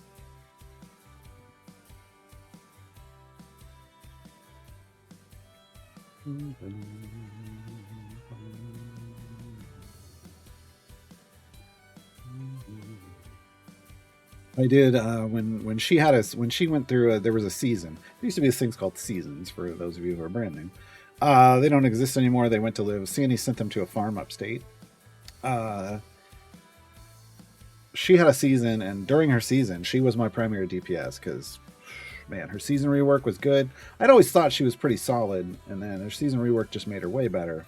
And then recently, I guess there had been a bug with the way one of her buffs was being applied, and she wasn't as strong as she was supposed to be, which blows my mind. I haven't had a chance to check her again because she was already really good. And then they were like, oh, better. So, yeah, run with that.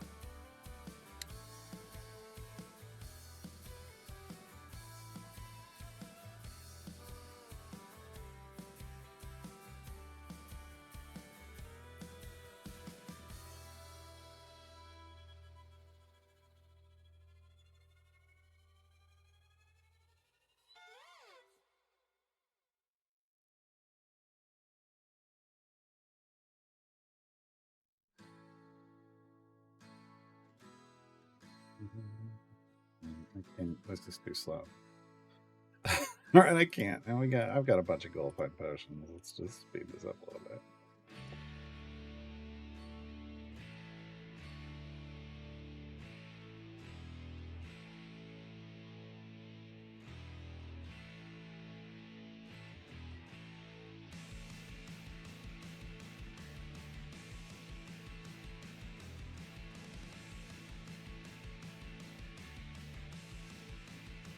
They unnerved her. They never nerfed her. I don't know what you mean. What nerf? During the season, she just got buffed.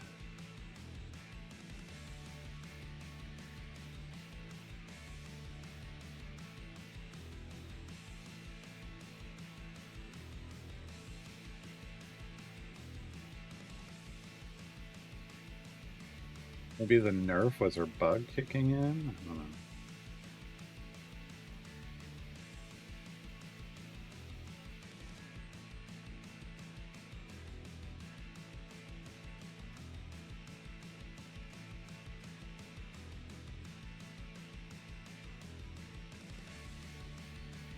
Yeah, Lurking Rider, I saw that. I'll have to watch it later.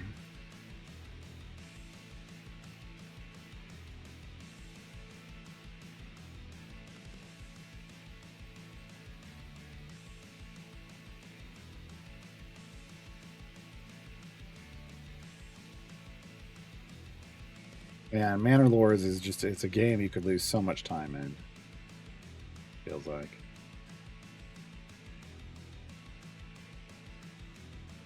I say as I play a game, you can lose so much time in. But that's the problem. You can only really like have one of those games in your life at any given time.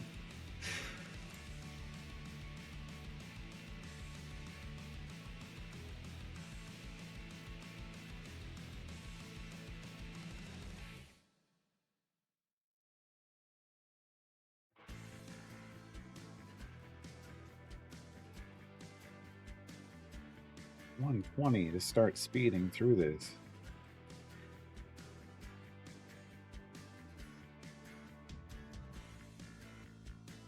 Trying to play both Idle Champions and Raid. Well, Raid is... I mean, Raid was designed to be a mobile game, which to me, I consider those like time wait. Like you play them in your free time, it's fine. They're time wasters, but they're not like time sinks. Like you don't, you know. And there's enough automation in Raid. I can set it and do something else. Which is why I hate Live Arena. Which is why I absolutely hate Live Arena. There we go.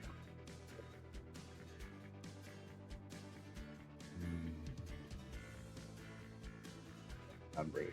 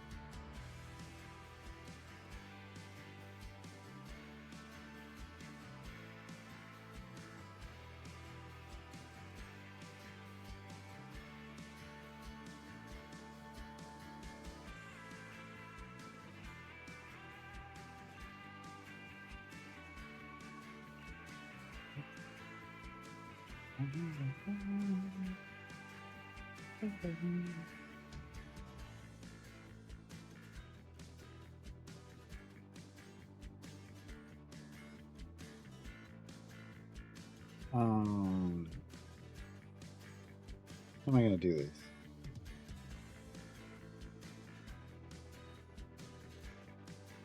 Maybe like that. Have to be like that.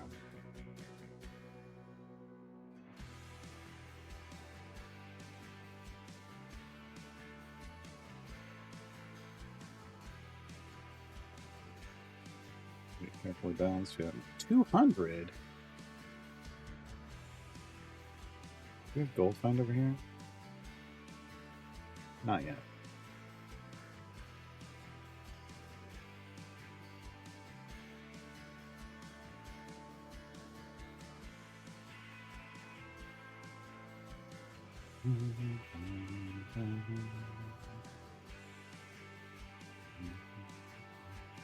Yeah, eventually we'll go back to the whole, you know, back in the day. Before I started this account, we played Isle Champions only on Mondays and Wednesdays, and then the rest of the week we played other games. We will go back to that at some point, but I'd like to get kind of the main information I want from this and a bunch of the early game, what I consider early game adventures and variants up on the YouTube channel. So there's a lot of stuff to help people get used to the game, and then at a certain point it's just like, well, now you're on your own in the sense, like, you know where the guides are, but you gotta do this on your own more.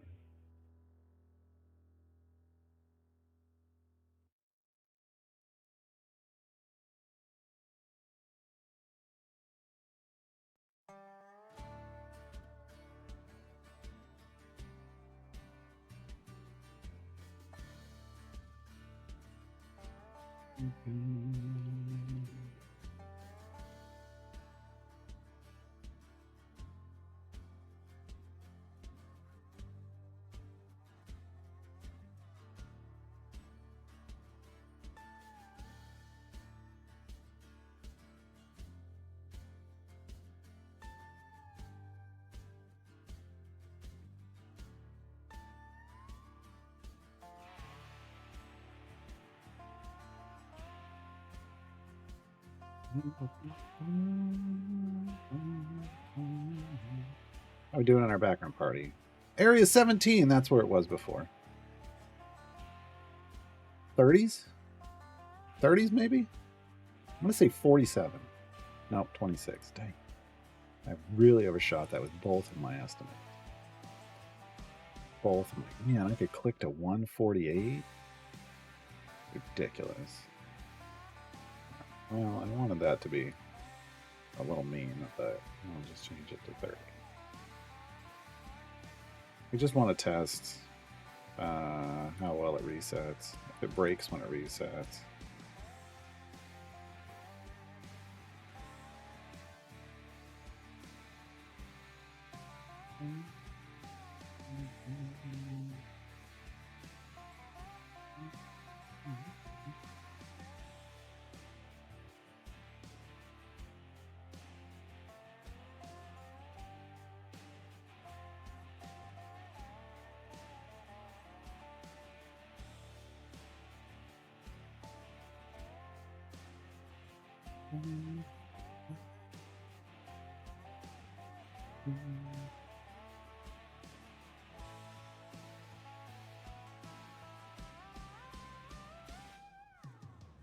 I'm almost out of the ability to click damage, though.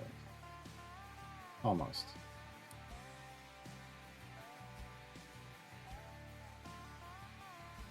Yeah, I don't know how it would slowly kick Gosrick off their speed formation. Then again, I don't know how Thaloras slowly replaced Deacon. There we go. Alright, now we got Diana's speed kicking in too. Boom. Let's go. 90 for generational wealth. And then we can throw the Dark Urge in. And that doubles generational wealth. Excellent. Excellent. Now we're cooking with propane.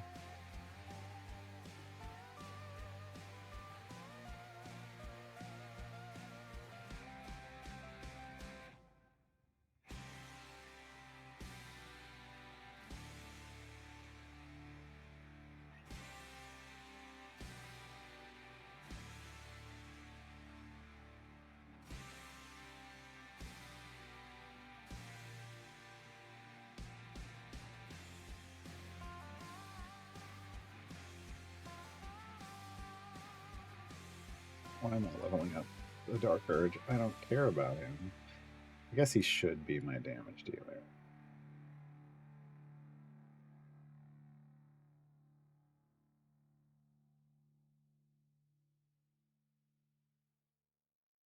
Gold find over here now?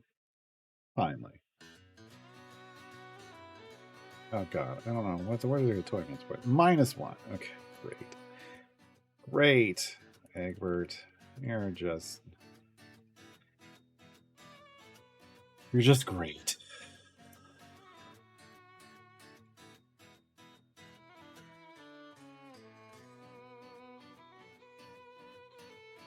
-3 is better. You want the larger number, even if it's a negative. I know that's Egbert's all about absolute values of numbers. Absolute value just means get rid of the plus or minus sign. Just make it the purely numerical decision. Our goal find went way up with that.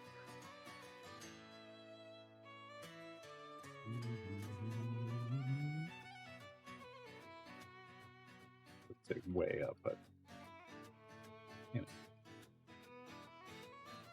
We're now at -3, and so golden scales 300%. We went up to four. We got 4 times as much gold now.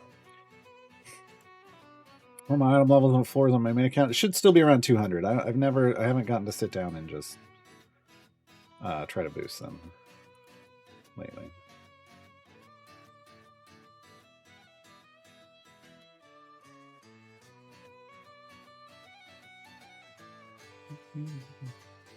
So basically just, oh yeah, I don't even, yeah, event time gate formations.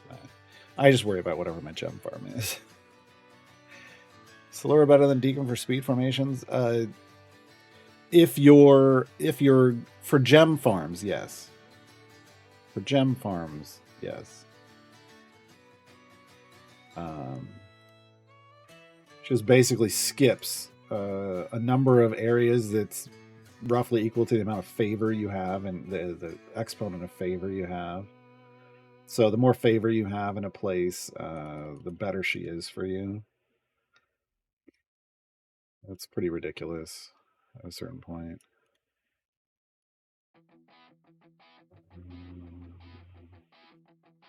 I don't know. Well, actually, he's hurting us. Let's lay on hands.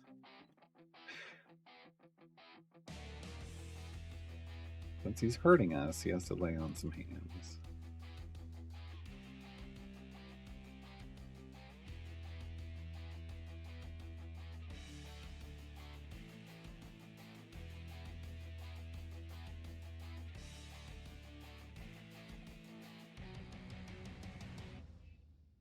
Yeah, again, it kind of just depends on how much favor you have.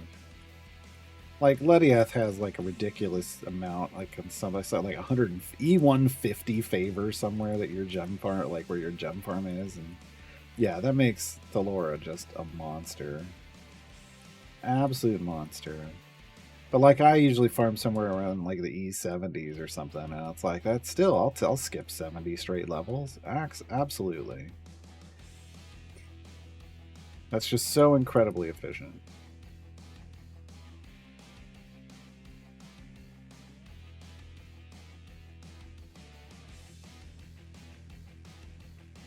Yeah, you know, people talk about doing patron free plays and for gem farming, and I was like, oh, okay, I guess.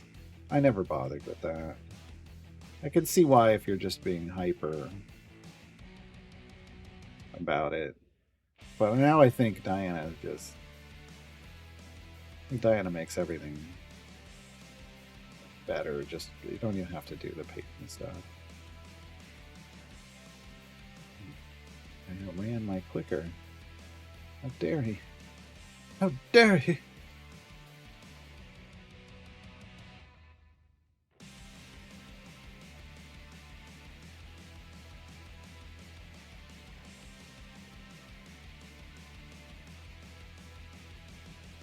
For forge runs, do I recommend any patron for bonus gold or favor. I don't like it has to be. You have to figure that out. Like, do you have a patron formation that can push every bit as far as whatever you're doing in a non-patron group? That's the thing. Because I don't know if any of them have local bonuses that would out like and I don't know how much a local bonus would equate to, like how many areas that would equate to. I never do that. I could see somebody doing it, but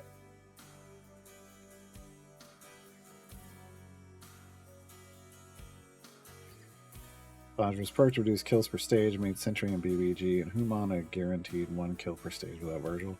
Sure, but if I've got Virgil, then that's what I mean. Like, so it's like in that scenario, if I have Virgil, then what does it give me? Anything? Like, so I guess I just one of those things where, like, sure, look at what you have, make your decisions, choose the best place for you. God dang it, man! Those familiars speed up when once you kill whatever, once you meet your quest requirements, especially on the bosses, everything speeds up because of Diana.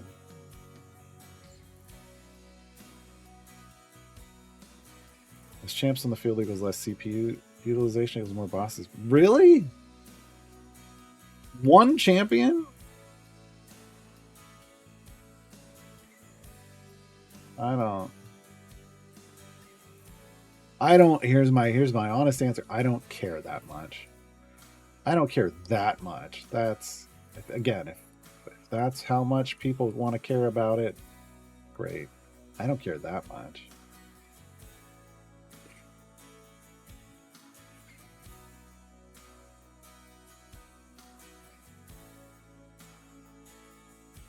But again, I don't leave my computer on 24 hours a day either, so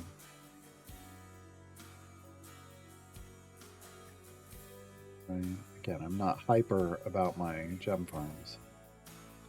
Like hyper gritty. Well, I believe it on a potato, but what I'm saying on like a computer that meets the min requirements, like to have it be like statistically significant for me, that's shocking. Oh yeah, I don't. And here's the other thing: I don't care what scripted players do. I really don't care. So I don't play the game that way. I never will, and the game isn't balanced around that in any way, shape, or form. So I don't play around with that. I don't take that into any consideration.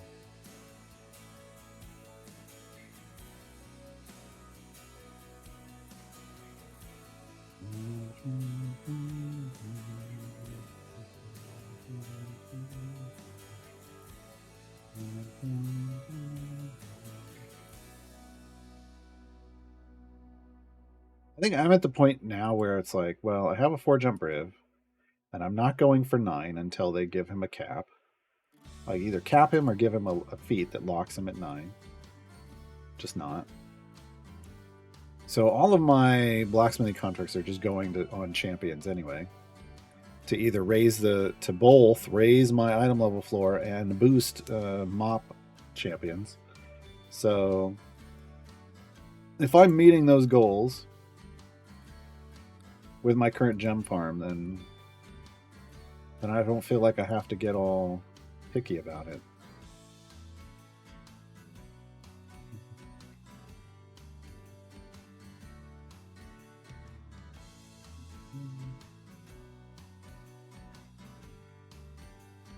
Yeah, with potions, I can get into like the 25,000 range on average per hour.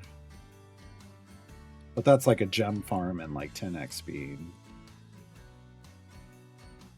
which I have lots of potions, so I mean, I could probably do that for a week. It's one of those things where if I were going to leave if my computer were in another room at night, and not in my bedroom, I might leave it on, but it's in my bedroom, and A, I don't want to hear it, and B, I don't want it heating up my room. On either of those things.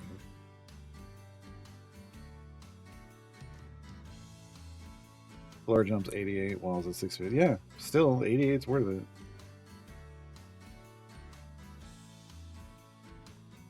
It's a good number of areas just to be like, nope, not doing any of these. All right, 25 more areas and we're out of this. We're out of this. Ooh. Yay.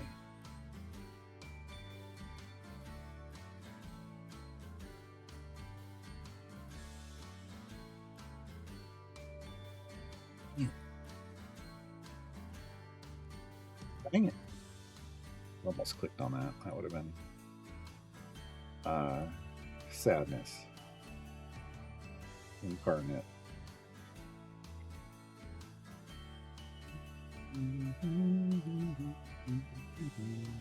Yeah, so my Diana is going to replace my Nordum. 100%. 100%. Didn't. Egbert blew up Shandy because Shandy didn't have a shield. There we go. Clap your shield, everybody, please. That's kind of funny. I have not done anything, no. I've been working on the event stuff. And I have no gear on my Diana, so it would be pointless to try to put her in right now. I haven't been playing my main account live at all, Lydia. I know it bums people out, but we're playing this. I know. Maybe, well, I'll gear Diana out. I'll get Diana a lot of gear on Saturday. So maybe next Thursday's GG2E. Maybe next Thursday's GG2E. Because I play my main account on the CNE streams. Oh, why did I hit that button? Hi, Withers. Bye, Withers. It's not. I don't mind. My computer can run multiple accounts. There are multiple clients. I've had 3 running at once. It's just the fans on the computer kick in super loud, and my room gets really warm. Really warm.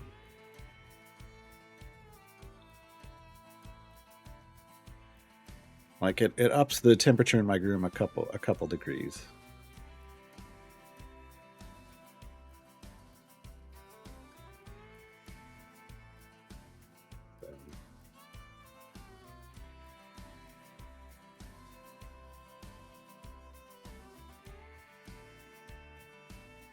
Sometimes it's fine. Like in the winter, it's fine.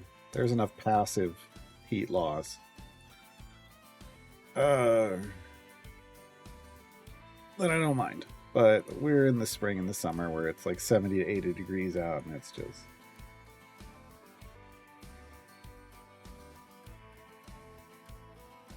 If it were hotter outside and the air conditioning in my house was kicking on more often, actually,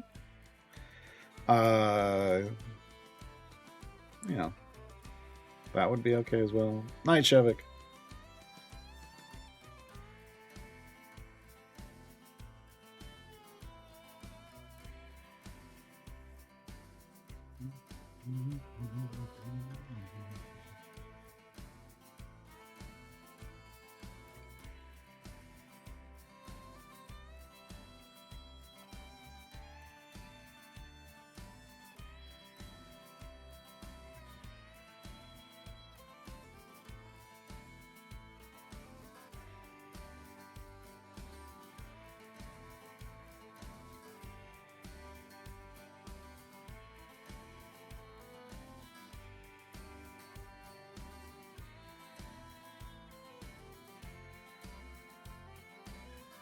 Yeah, 120. Probably the bombs he's dropping now are only like the 160s. That's how we one-shot Shandy earlier.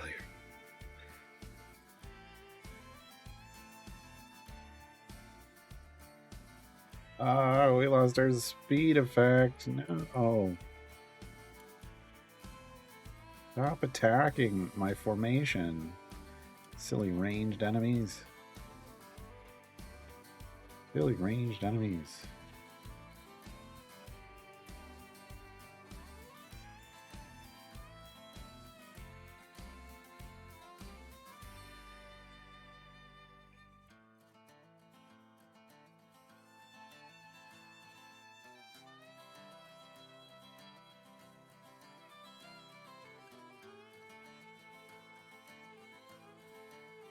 Yeah. Ugh. Ugh.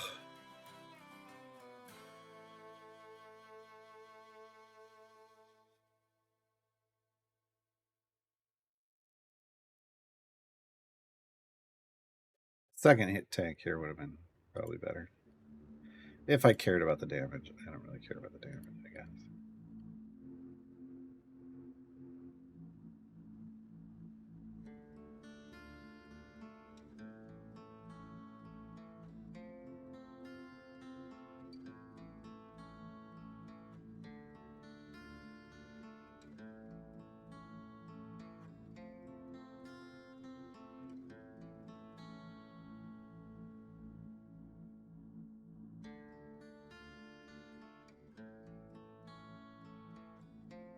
Nice.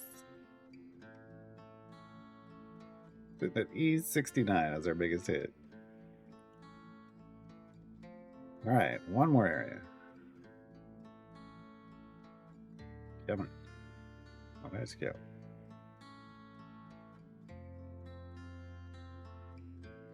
Got it, Spurt. Time for the cow.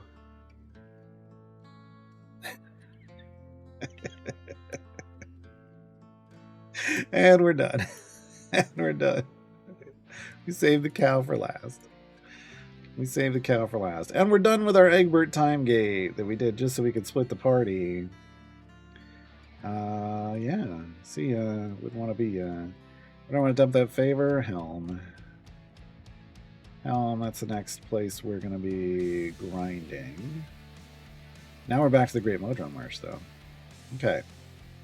I don't care for... We're going to try to do the first one of all of these. To get a gold chest for each of them.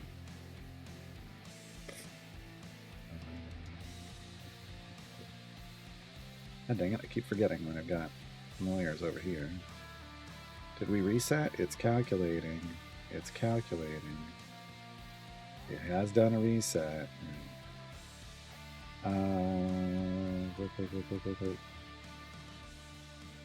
Okay, give me some speed. Give me some more speed.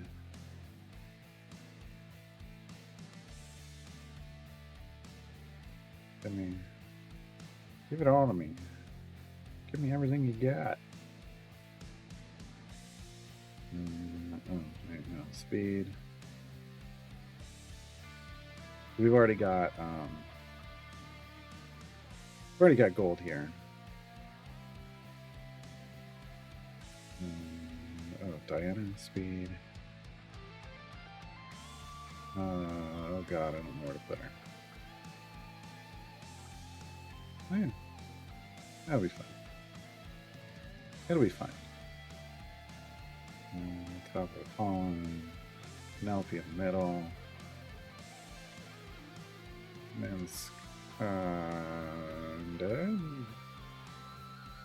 don't remember.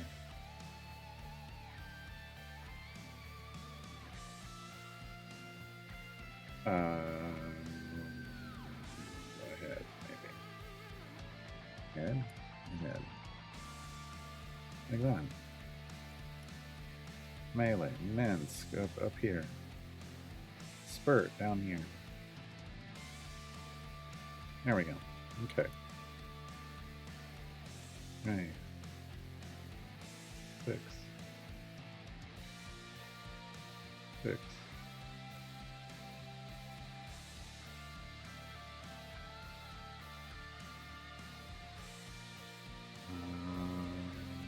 Sure. Gold.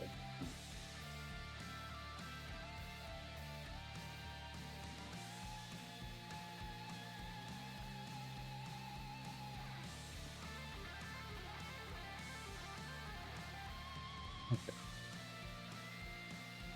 We might have to go 75 areas, and I just upgraded our click damage to 115, so we're good. All we're really doing is just letting our speed kick in. This one's pretty straightforward, though. The one thing you can't do here is ultimates. So anything that's related to ultimates, like, I mean, literally anything that's related to ultimates, they can't actually ever happen here. Whoops. So yeah, you just got to deal with that. This should be fine. Any tips on the second Diana variant that doesn't involve background stacking, Briv?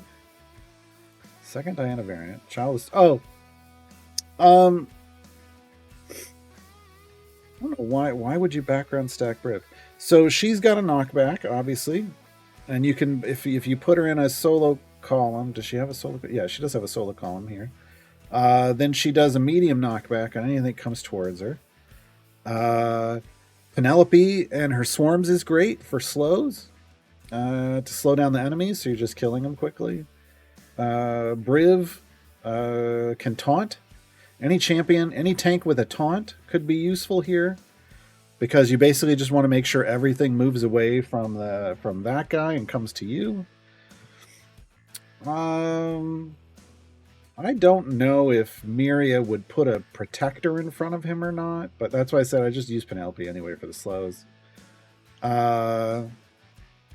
Yeah. So if you put Diana at the top of a column, she'll knock down, and then they'll move straight to whoever your tank is, and they'll avoid the NPC. That's a good thing. Attack speed, so she's attacking faster. You can either use your feats or you can use like Whittle. Yeah, that kind of stuff. It's a crowd control game, right? It's keeping the enemy away from your tank column and trying to feed as many into the NPC as possible. I forgot. Yeah, let me look at... She's definitely got a... Oh, she doesn't have a single. Oh, she does. It's right here, though. But yeah, the NPC goes here. Okay. NPC goes here, so you would want a taunting tank here. And then a Diana anywhere on these top of the column to knock things down towards the bottom, and then they'll run into that tank. Penelope for this, that would slow anything coming near them. Pretty much it.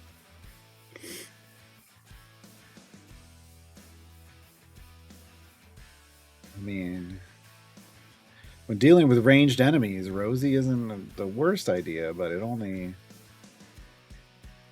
Ranged attacks are the difficult. There's not a whole lot around that. It's just you gotta hope it doesn't target that guy. Yeah, the golden honor speed. It's yeah.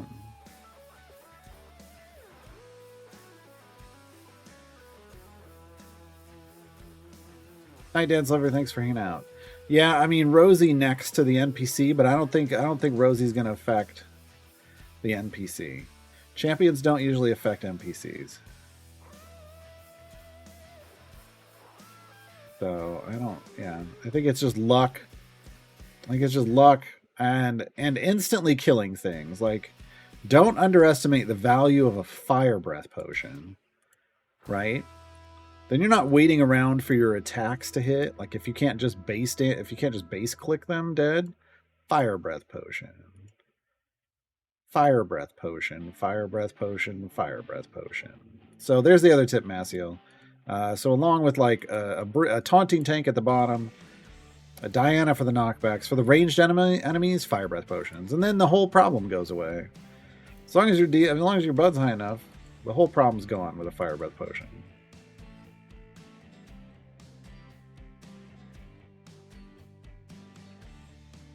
On the occasional instance where it doesn't kill it fast enough, and they fire that ranged arrow off on that guy, you just restart that area. So, Yeah, it's not supposed to be easy, right? Like, the higher tiers aren't supposed to be easy. They're supposed to require a lot of damage. Like, tier 1 is for anyone. Even a brand new player can do tier 1. Tier 2, early game. You can still do it in the early game. Maybe some of the restrictions might require a foot in the mid game, but I'd say it's still kind of early game. You need a combination of favor and gear to get through tier 2.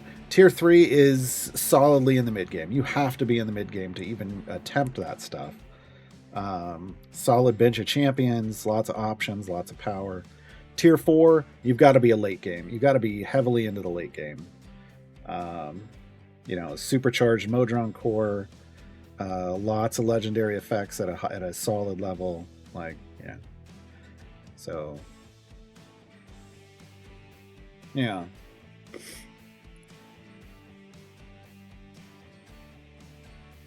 I'm doing Diana's stuff right now on my main account, so I haven't run into that issue yet. I'm in tier. I think I finished tier 2 and I'm in tier 3. So tonight I may run into that issue. Elite Wonka all the way.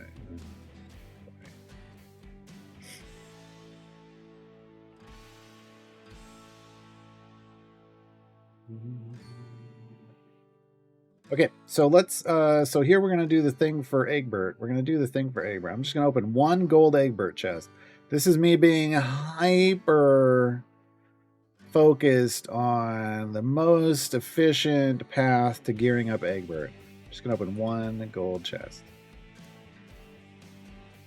I got a blue and I got a green. Great. The only way it could have been better is if it had been like an epic, like all epics. Well, you know. And I got a medium bounty contract. Mwah. Needed those. So I'm good. I'm going to stop on Egbert gear for now. I'm not going to do any more Egbert stuff. Because what I want to do is then also open one gold chest for each of these other new champions I have. Then I'm going to open Electrums. Up to 3. Count them. 3. Ha, ha, ha. Medium bounty contracts. Why do I care? I need 10 for Strahd. I've already completed Towering Expectations. I'm coming up on 40 champions. I have 38, I think. I need this. This will be easy. This is hard. Let me go look. I think I'm at... Yes, 38 champions. It's pretty good. Go me. Go me. Yeah, the medium contracts counts. I'm happy with that. That's good. That was a great pickup out of that chest. But what I'm trying to do is gear up my champions as efficiently as possible. 1 gold guarantees me a blue, and then at least one other item. And it could be a green, it could be another blue, it could be an epic. The best you can get is 2 epics and a blue, because the most items you can get out of a gold chest are 3, like the gear, pieces of gear. So you get 3. So you could have 2 epics and a blue at best, but usually you're going to get a blue and a green. That's what I got, and ideally it ends up in 2 different slots, which is what we got. It doesn't have to. Worst case scenario, you get the green and the blue in the same slot. It can happen. It can happen. And this means Electrums, I need fewer Electrums to get Egbert to green or better. That's what we're trying to do. We're trying to get all the champions set up. Grama, Diana, Kreidel. Set up with 1 gold chest first, and then we pop the Electrums to get them